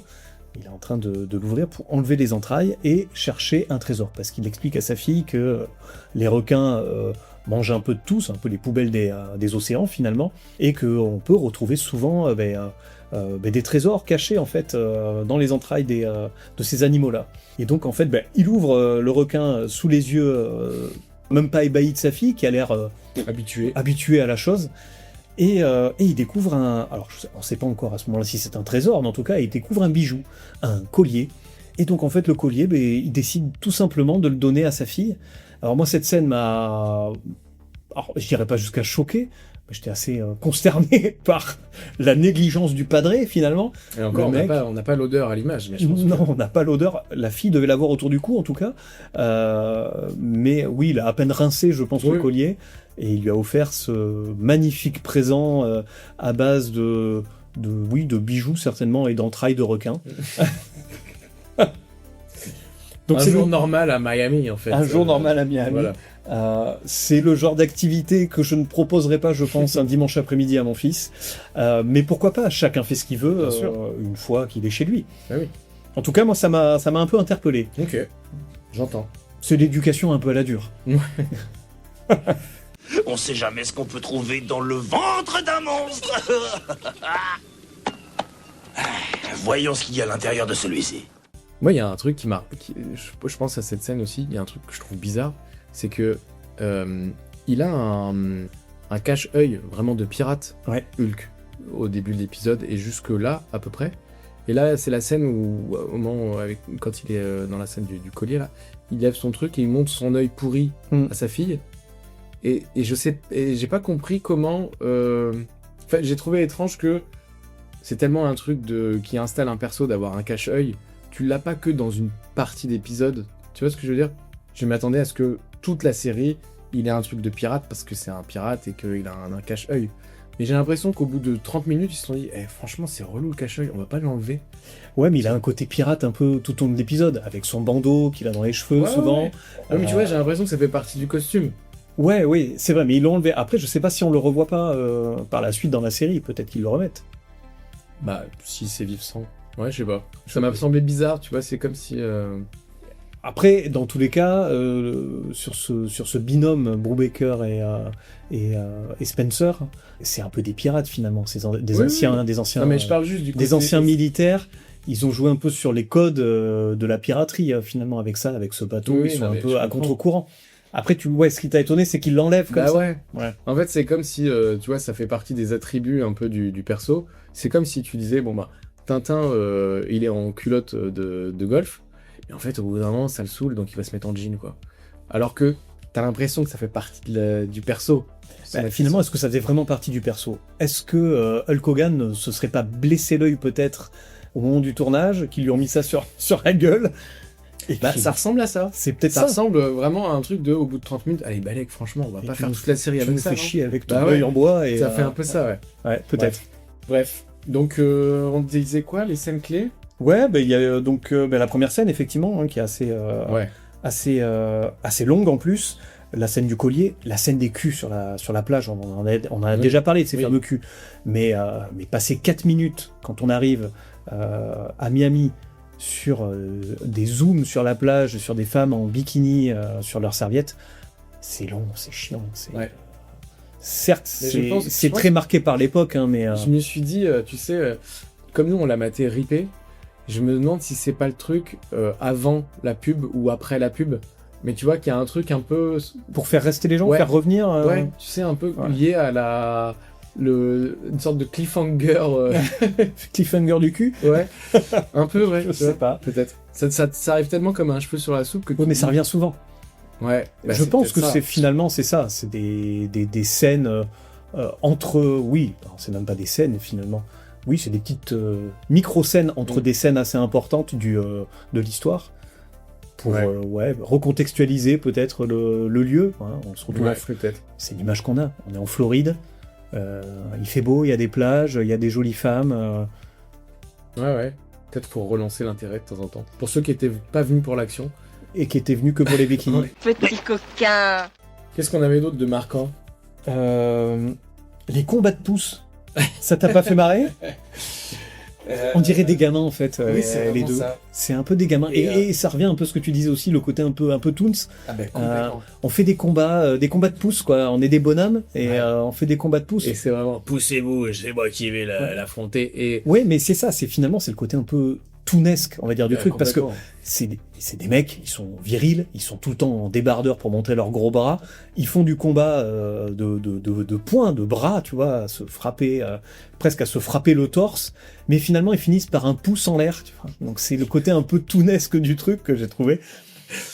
Je pense que ça mérite que tu passes juste la séquence de son adversaire en bras de fer là. Ah oui, la scène du bras de Euh, fer aussi, ouais. Ouais. Où il a donc il a un adversaire en bras de fer là. Je pensais que tu parlais de ça. Non, je parle des scènes. Il y en a plusieurs dans l'épisode où tu vois Brubaker et Hulk en fait qui font des sortes de combats de copains virils, tu vois. Oui, ouais. Ah, ils font un peu les coqs ensemble pour se motiver aussi, Ouais, pour montrer une certaine ouais. amitié virile. Tu sens que c'est leur mode de communication. Ouais, c'est leur mode de C'est communication. vrai que ça arrive dans le moment où il est au fond du seau là. Où Ouais. il se dit putain j'ai plus d'argent, machin. C'est ça, au moment où ils Et se là- disent que l'armée va reprendre le bateau. Ouais. Et en fait, pour se redonner foi, se remotiver, Mais la transition, ils se donnent des coups de poing, ils se mettent à se tabasser, c'est ça. juste comme c'était la suite de la conversation. Genre, Tout à fait. voilà, on est dans une impasse de... Je sais pas comment exprimer mes sentiments. On va se tabasser un peu. On se tabasse un Voilà, peu, en mais rigolant. en rigolant, et Bien ça sûr. finit avec un pouce en l'air. Parce qu'on est des copains et on est mignons, tu vois. C'est vrai. Non, mais je pensais que tu allais parler de la scène du bras de fer. Pareil, complètement gratuite. Où il y a un gars qui fait le caïd sur la plage. Mais le gars qui fait le caïd, ça doit être un catcheur. Il a le... Ah, mais bien sûr, je pense à un clin d'œil. Ah, mais voilà. complètement. C'est, à mon avis, Hulk a Mais- fait venir un pote à lui. Et, Ça mérite un focus sur le doublage, je pense qu'il est représentatif de la série, de ce perso à ce moment-là, où vraiment, quand on dit que c'est du cartoon, c'est... Je pense que ça mérite que tu mettes l'extrait, où il est en mode... Ouais, c'est moi le plus fort, et regardez. Vraiment, littéralement, le texte, c'est ça. Ouais, c'est moi le plus fort. Et tu sens que même les doubleurs n'y croyaient pas du tout. Ah bah non. Ils étaient vraiment en mode... balèque, quoi. Eh oui, je suis le meilleur. Ouais. T'as d'autres scènes dont tu voulais parler? Ouais, la scène d'apnée aussi, on en a parlé Ah oui. quand ils sont dans la grotte. Ah oui. à la fin, finalement c'est à la fin de l'épisode quasiment, lorsque le méchant a réussi à enfermer Brubaker, Spencer et Megan dans la grotte dans laquelle se trouvait le trésor. Alors qu'il venait de choper le trésor. Il venait de choper le trésor. Mais non. Derrière, le méchant est arrivé avec son géant de 2,50 m. Oui. Et il les a enfermés dans cette grotte. Bon, mais là, c'est l'occasion parfaite, encore une fois, pour Spencer de se mettre en boule bite. C'est sûr. Toutes les occasions sont bonnes. Alors qu'il y avait 1 mètre carré de flotte. Mais bon. Exactement. Il s'est dit, c'est maintenant. C'est maintenant ou jamais. Dans mes souvenirs, alors je sais plus, pourtant j'ai vu l'épisode il y a pas longtemps, mais il devait être déjà en mini-short. Oui. C'est ça. Oui, bien sûr. Il enlève son mini-short pour se mettre en boule bite. Ouais. Intérêt aucun. Mais bon, en attendant... Ce boule bite, il a un string, je crois. Ah, tu Au cas où, tu vois. C'est les poupées gigogne, C'est tu ça. vois, ce mec. Il se dénude jamais vraiment, finalement. Il a toujours un petit bout de tissu sur lui. Donc il finit en ski-bar. Et donc il plonge pour essayer de sortir de cette grotte. Parce que Spencer aussi c'est le héros, on le sait, mais il a des facultés pour pouvoir retenir sa respiration qui sont impressionnantes. Le mec bat n'importe quel dauphin à plate couture. D'ailleurs, réplique de Brubaker, que j'ai noté. Ah. Parce que c'est vrai que c'est long. Moi, quand je l'ai maté, j'étais un peu en rush. Donc, ce passage-là, je l'ai passé en vitesse 1.5. Et pourtant, c'était long. Aussi Oui, en il est très 1.5. long, mais c'est ce que j'allais dire. Et donc, la meuf, elle dit mais combien de temps il peut rester sous l'eau? T'inquiète pas, il est à moitié baleine. Combien de temps est-ce qu'il peut rester sous l'eau? T'inquiète pas, il est à moitié baleine. Ah voilà, tu vois, je parlais Donc- de dauphin, bon, donc t'es pas finalement, loin de la- je suis pas loin. C'est vraiment Au la niveau du côte- volume, oui, au niveau du volume, il correspond Oui, plus c'est- à la baleine qu'au dauphin, effectivement. Je me suis un peu trompé. Mais ouais, cette scène est ultra longue. C'est Moi, j'avoue, c'est un des rares trucs où j'aime pas, tu vois, les trucs. Quand je regarde Fort Boyard là et qu'ils doivent passer sous la flotte dans le tunnel, ça te stresse? Ouais, ça me stresse. Ah, t'étais stressé. Ouais, là, ils m'ont eu. Sur Ah, ça, ils t'ont eu. Ouais. Ah, Ouais. t'es bon public finalement. ouais, là-dessus, c'est. Ouais. Donc t'as kiffé. Euh, On arrive en sortant en conclusion après, mais tu donnes un petit indice. En tout cas, sur ce passage-là, sur ce passage-là, tu as kiffé. J'ai noté une punchline, je pense que c'est le moment de la mettre aussi, quand ils sont dans la grotte. Je fais un petit aparté, mais on est dedans. Donc, on sait pas comment elle se démerde, la meuf, qui est leur boulet, hein, clairement. Elle tourne la tête une demi-seconde, elle se retrouve avec un python sur elle. Je sais pas si tu te rappelles. Et elle dit « Je déteste les trucs dégoûtants qui remontent le long de mes jambes. » Et là, Hulk dit « Ça, je m'en souviendrai. » T'as pas peur des serpents quand même? Je déteste les trucs dégoûtants qui remontent le long de mes jambes, c'est tout. Ça, je m'en souviendrai. Voilà, le niveau de finesse. Autre réplique phare dans ce goût-là. La seule chose à laquelle Spencer tient plus que son bateau, c'est ça. Et là, il y a un blanc qui doit nous laisser comprendre la blague, bien appuyée. Et ils disent, c'est sa liberté.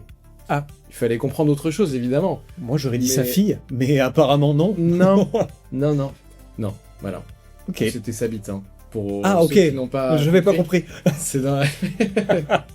Merci Antoine. Je vous fais le sous-texte, puisque voilà, ça mérite vraiment d'être développé. Bon, et dans les autres scènes, qu'est-ce Bah, dans les peut autres être, scènes, ah, si, moi j'ai bien aimé, et ce sera la dernière pour moi, Ouais. mais vraiment, encore une fois, je sais pas si c'est du second degré, mais vraiment pour moi c'est un gag, qu'on a déjà vu d'ailleurs vraiment traité comme un gag. C'est, tu sais, les mecs qui ont une carte au trésor avec une croix, Ouais, balance tout à fait. du trésor. Et puis ils arrivent sur le terrain, et puis en fait il y a vraiment la croix par terre, comme sur la carte, tu sais. Ça c'est une blague, tu vois. Où est-ce qu'elle est où? Elle est où la croix rouge? Parce qu'elle est sur la carte. Ben, en fait, là, vraiment, la croix existe. Ben oui. C'est-à-dire que Hulk pense à monter sur un arbre, il dit « Regardez là, il y a une croix, poussez-vous !»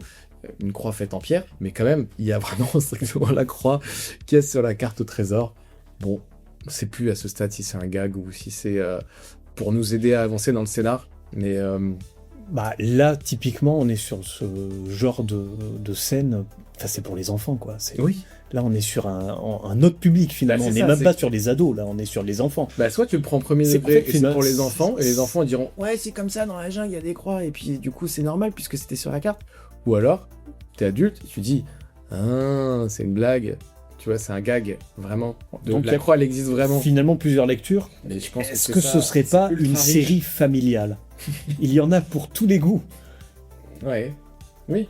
Et pour tous les goûts, ce qui nous amène aussi à la dernière scène, la scène un peu coquine. Alors oui. Oui. Oui? Non? Si.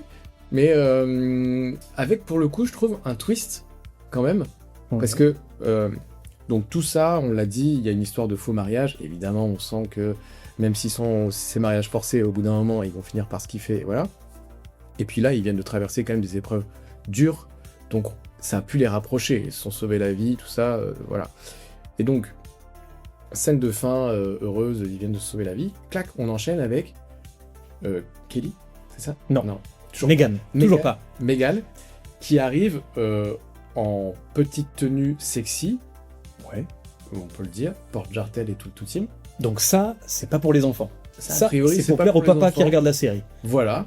Et donc elle arrive, il y a Hulk qui est au pieu avec une bouteille de champagne à moitié à poil, enfin sans doute... Non, je pense qu'il a un moule il a un bite. boule bite à minima. À On l'a dit, minima. on l'a dit. Et donc elle arrive en mode salut chérie, machin, on se dit ouh là là, C'est chaud. Il y a une ellipse, Ouais. ils se sont rapprochés, il y a eu un rapprochement très franc quoi. Elle vient se glisser sous les draps avec lui, et puis ils commencent à gémir un peu l'un l'autre, à leur façon. Alors de toute façon, c'est là je pense ça que mérite. c'est du niveau du queenement. Et puis vraiment on est dans le film de boule très bas budget où oh là là, Ouais. oui, bon bref, ça mérite sans doute. Ça mérite un extrait, je pense.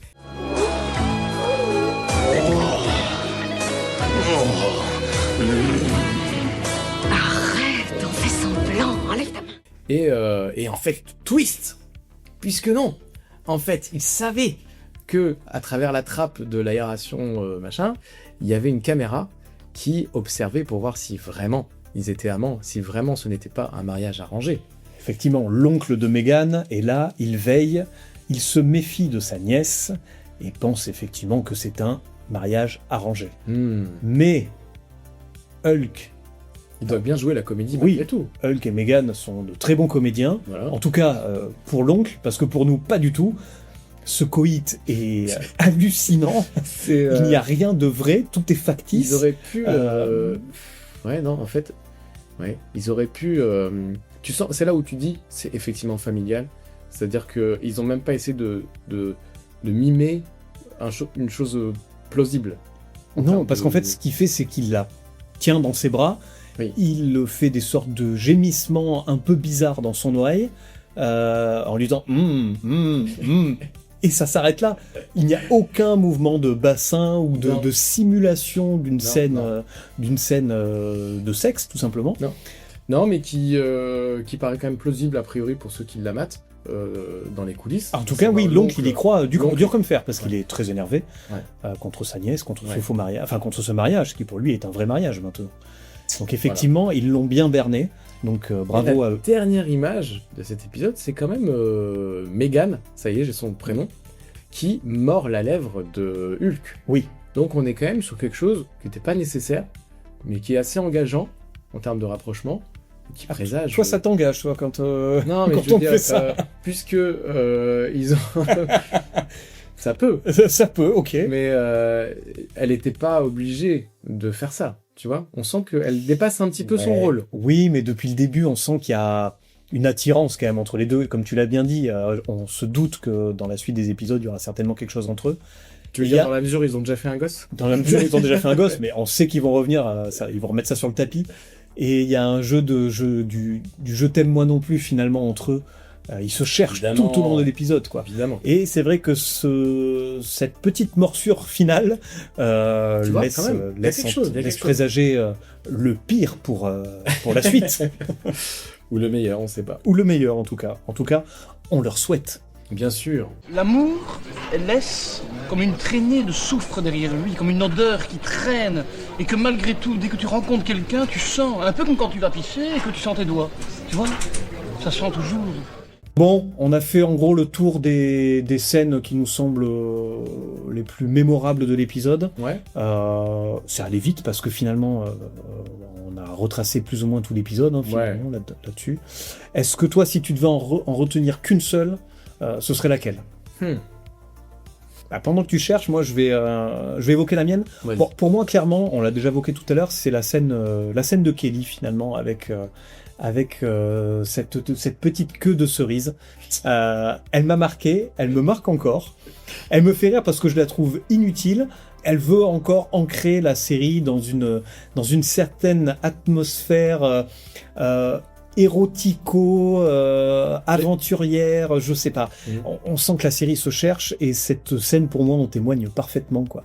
Et finalement, on sait toujours pas à qui elle s'adresse. À la fois au père de famille qui va être excité par cette petite scène, peut-être un gamin va trouver ça drôle, je ne sais pas. Ouais. Je ne sais pas. En tout cas, cette scène m'a marqué. Ok. Bah, et puis c'est surtout qu'elle ne sert strictement à rien. Elle sert à rien. Mais ouais, elle installe le perso quand même. Hein. Elle installe le perso. Elle dit, tu vois les gars, moi je les maîtrise. Alors qu'en parallèle, la scène qui précède ça, c'est le vieux, là, l'oncle, qui se met à table avec 3 meufs qui ont la vingtaine. Ouais, c'est vrai. En bikini, pareil. Et c'est normal, tu vois. Le vieux, il arrive en costard, il a 3 poules avec lui, quoi, et c'est normal. Donc, quelque part, ça fait du bien que effectivement, la serveuse prenne un peu le oui, dessus, ça contrebalance un même petit si peu. c'est pour ses atouts de langue. Disons-le. Sa maîtrise des langues.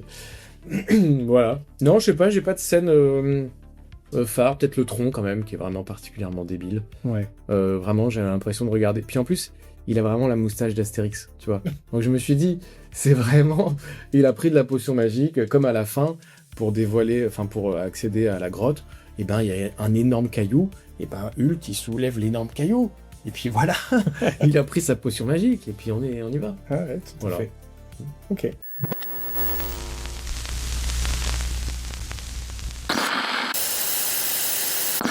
Alors on en vient à la conclusion ? Oui. Bon, c'était quand même nul, on va pas se mentir. On va pas se mentir, je pense que sans spoiler, on a assez vite compris qu'on n'était pas face à un blockbuster. Je pense qu'on arrive tous les deux à la même conclusion. Il y avait quand même du bon quand on a regardé l'épisode. Je pense que toi déjà t'as kiffé la scène sous l'eau apparemment, vu que t'étais en stress. Oui. Donc ça, c'était plutôt pas mal. Qu'est-ce que t'as aimé toi ? Alors moi, il y a le côté un premier degré, vraiment. Qu'est-ce que t'as aimé sincèrement ? Ce que j'ai vraiment aimé dans la série, rien. En fait, moi, ce que j'aime dans ce genre de choses, et surtout en revisionnant des séries comme ça, des vieilles séries ou même des vieux films de ces années-là, c'est le côté un peu nostalgique finalement. Voilà, ça me ramène à une période de ma jeunesse, de mon enfance, et c'est ce côté-là que j'apprécie. Donc je veux pas dire que j'ai passé un moment ultra mauvais pendant le revisionnage de cet épisode. Ce serait faux. J'ai pas passé non plus un bon moment, parce que franchement, c'est à chier. C'est vraiment à chier. C'était pas mauvais, c'était très mauvais, voilà. Le scénario est pas bon. Les interactions entre les personnages sont pas bonnes. Tout est téléphoné. Après, on sent que, voilà, s'il y a quelque chose qui pourrait me plaire, finalement, c'est le côté un peu généreux de la série. C'est une série d'action, il y a quand même de l'action. Au début, c'est un peu kitschou, ça en fait un peu trop, l'histoire du tronc, tu l'as dit, mais il y a des explosions, ça tire avec les mitraillettes, voilà, c'est de l'action des années 80, voilà, 80-90, c'est comme ça qu'on voyait les séries d'action à l'époque. On sent que la série est assez généreuse de ce point de vue-là. Ouais, oui, c'est vrai. Mais moi, je rejoins un peu, c'est que je me suis dit... En fait, c'est un truc c'est le genre de série que j'avais vu étant enfant, et j'ai évidemment plus jamais rematé ça de mon plein gré. Et c'est vrai que c'est marrant de mesurer le gap, tu vois, de tout ce que tu vois adulte et que tu voyais pas enfant. Tu vois, Hulk qui se fait balancer sur des caisses qui sont systématiquement vides, évidemment, et qui sont vraiment en boîte cagette. Et c'est des trucs comme ça, c'est débile, mais quand t'es adulte, ça te saute aux yeux. Ah, bah, complètement. Et quand t'es petit, tu fais waouh. Et j'ai bien aimé juste porter un regard d'adulte sur un truc d'enfance, quoi. Tu vois. Mais tu vois, comparé à d'autres séries que j'ai pu voir qui sont un peu du même acabit, on a parlé de Supercopter ou Tonnerre Mécanique tout à l'heure, ou même Manimal, hein. Alors là, il n'y a pas d'engin, mais on est sur ces séries années 80-90. J'ai trouvé que là, Caraïbes Offshore assume son côté kitsch, en fait. J'ai l'impression, son côté cheap, finalement. C'est un nanar, et j'ai l'impression qu'elle le sait. dans un sens. Ouais. Là où... Oui, ça se prend pas au sérieux. Ça se prend pas vraiment au sérieux. Ouais, c'est clair. Ça va un peu dans tous les sens, un peu dans tous les genres. Là où quelque chose comme Supercopter se voulait un peu plus sérieux, mais c'était sérieux, alors que le scénario est assez vite, finalement, là aussi. Donc finalement, j'ai pris plus de plaisir à regarder Caraïbes Offshore, parce que c'est rigolo dans un sens. Tu débranches le cerveau, tu rigoles. Supercopter, t'as beau débrancher le cerveau, tu rigoles pas du tout. C'est vrai. Alors la série se veut pas forcément drôle, mais même sur le côté sérieux, ça a tellement mal vieilli, les sujets sont tellement mal amenés, j'en retiens rien, quoi. Mais tu vois, je me rends pas compte comment ça a été perçu à l'époque. Tu vois, quelles sont les sorties, les séries qui sortaient en même temps. Et peut-être que déjà à l'époque, c'était, ça faisait cheap, ça faisait nanar, tu vois. Nous, on le regarde avec un petit peu de condescendance, parce qu'on dit, maintenant on fait vachement mieux, mais ça se trouve, à l'époque, c'était déjà à chier. Enfin, tu vois, c'était déjà bateau, c'était déjà cheap, en fait. Ouais. Bah là, ça sort sur les séries comme Alerte à Malibu, carrément, ou peut-être même les Agence Acapulco, des choses comme ça. Ces séries qui se voulaient un peu action, un peu sexy, un peu policière. Il y a de l'enquête policière finalement dans cet épisode de Caraïbes Offshore. C'est un peu de tout, c'est un peu de militaires, un peu bourrins qui mènent une enquête. Alors il y a le côté un peu aventure avec la carte au trésor, mais il y a des méchants qui sont là, qui viennent mettre leur grain de sel. Bon. Ouais, mais tu vois, je sais pas si c'était perçu comme un truc bien fait ou si c'était déjà à l'époque un truc que tu regardais en second degré, tu vois, en disant qu'est-ce que c'est con, mais au moins on passe un bon moment, tu vois. Je sais pas. Ouais, je sais pas. Faudrait remonter dans le temps pour voir comment on percevait ces séries à l'époque. Ouais. Bon voilà, en tout cas, je materai pas l'épisode 2. Voilà. Parce que là, c'est la question, en fait, que moi, en tout cas, je me pose à chaque fois dans le son de la crypte, après avoir revu le premier épisode d'une série, c'est ok, qu'est-ce qu'on fait maintenant ? Est-ce que moi, déjà, j'ai envie de regarder la suite ? Est-ce que j'ai envie de poursuivre le visionnage ? Bon, toi, ta conclusion, elle est là, c'est niet. Ouais, non. Tu t'arrêtes là. Ouais. Eh bien, moi, j'ai envie de te dire que c'est pareil. Je ne vais pas aller plus loin que ça. En même temps, on a tellement décortiqué, ça se trouve, je sais pas, peut-être que, ne serait-ce que pour valider des hypothèses, il faudrait, je le ferai pas, mais il faudrait peut-être mater l'épisode 2, je sais pas. Mais est-ce que t'as déjà traité des séries anciennes, un peu dans ce délire-là, où tu t'es dit, ah ouais, j'ai vraiment envie de mater un deuxième épisode ? Ou est-ce que, parce que c'est daté, on est tellement plus dans les codes d'aujourd'hui que ça survit pas du tout à... Je sais pas si c'est une histoire de daté ou non, en fait. C'est tout simplement, après, les goûts qui ont évolué. Et puis, on a grandi, on a changé. À 15 ans, je regardais ce genre de programme. À 40 ans, je vais pas regarder ce genre de programme. Tu me proposerais ce genre de programme maintenant, je le regarderais pas. Je serais pas attiré par ce programme. Mais est-ce qu'ils existent encore, ce genre de programme ? Non, je pense. Enfin, à ma connaissance, non. Ouais. À ma connaissance, non. Mais t'as fait des séries comme ça, très typées années 90, où tu te dis, ah, je me mettrais bien un deuxième épisode ? Non. Non, j'ai fait Alerte à Malibu, tu vois, il y a l'année dernière. Ça m'a pas donné envie de voir la suite. Ouais. Après, j'ai fait d'autres séries, un peu dans la même veine, qui sont plus années 80. Donc, on a parlé de Manimal, de Supercopter, de Tonnerre Mécanique. Non plus, quoi. Ah ouais. Non plus, mais là, c'est plus... c'est des séries qui sont presque un peu rétrogrades sur certains sujets, qui ont très très mal vieilli de ce point de vue-là, donc ça donne pas envie d'y aller. Donc après... Attends, même Parker Lewis, tu mettrais pas l'épisode 2 ? Et je sais pas, mais ça faudrait que je le revoie, effectivement. Et là, il faudrait que j'aille vers cette frange de séries-là, qui sont plus des comédies, finalement, de format 20 minutes, voir ce que ça a donné, si ça a mal vieilli. J'ai fait beaucoup de séries AB Productions sur des formats 20 minutes, mais AB Productions... Mais c'est de la merde ! Je savais pertinemment qu'en lançant le premier épisode, je regarderais pas le second. Ou alors par pure déconnade, pour voir jusqu'où ils peuvent aller. Mais bon, j'ai autre chose à faire de ma vie. Ouais. Donc... en vrai, c'est ça aussi. Même si t'aimes mater des séries, il y a tellement autre chose. Je pense que Donc non, pour ce genre de série, en tout cas, Caraïbes Offshore, c'est non. Nous, en tout cas, Antoine et moi-même, ne regarderons pas la suite.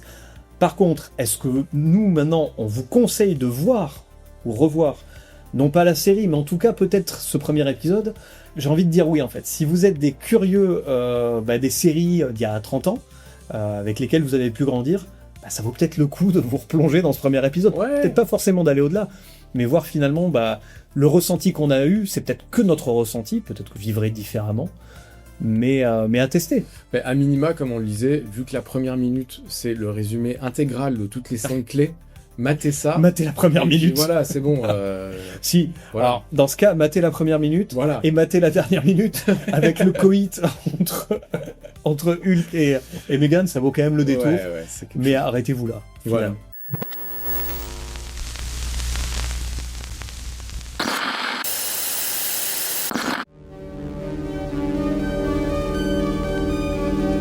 Bah merci en tout cas pour l'invite. C'était cool. Bah voilà, donc ouais, l'épisode s'arrête là. Bah oui. Merci à toi d'être venu, c'était cool. Merci. Merci à vous de nous avoir écoutés. J'espère que ça vous a plu. C'était un format un peu différent.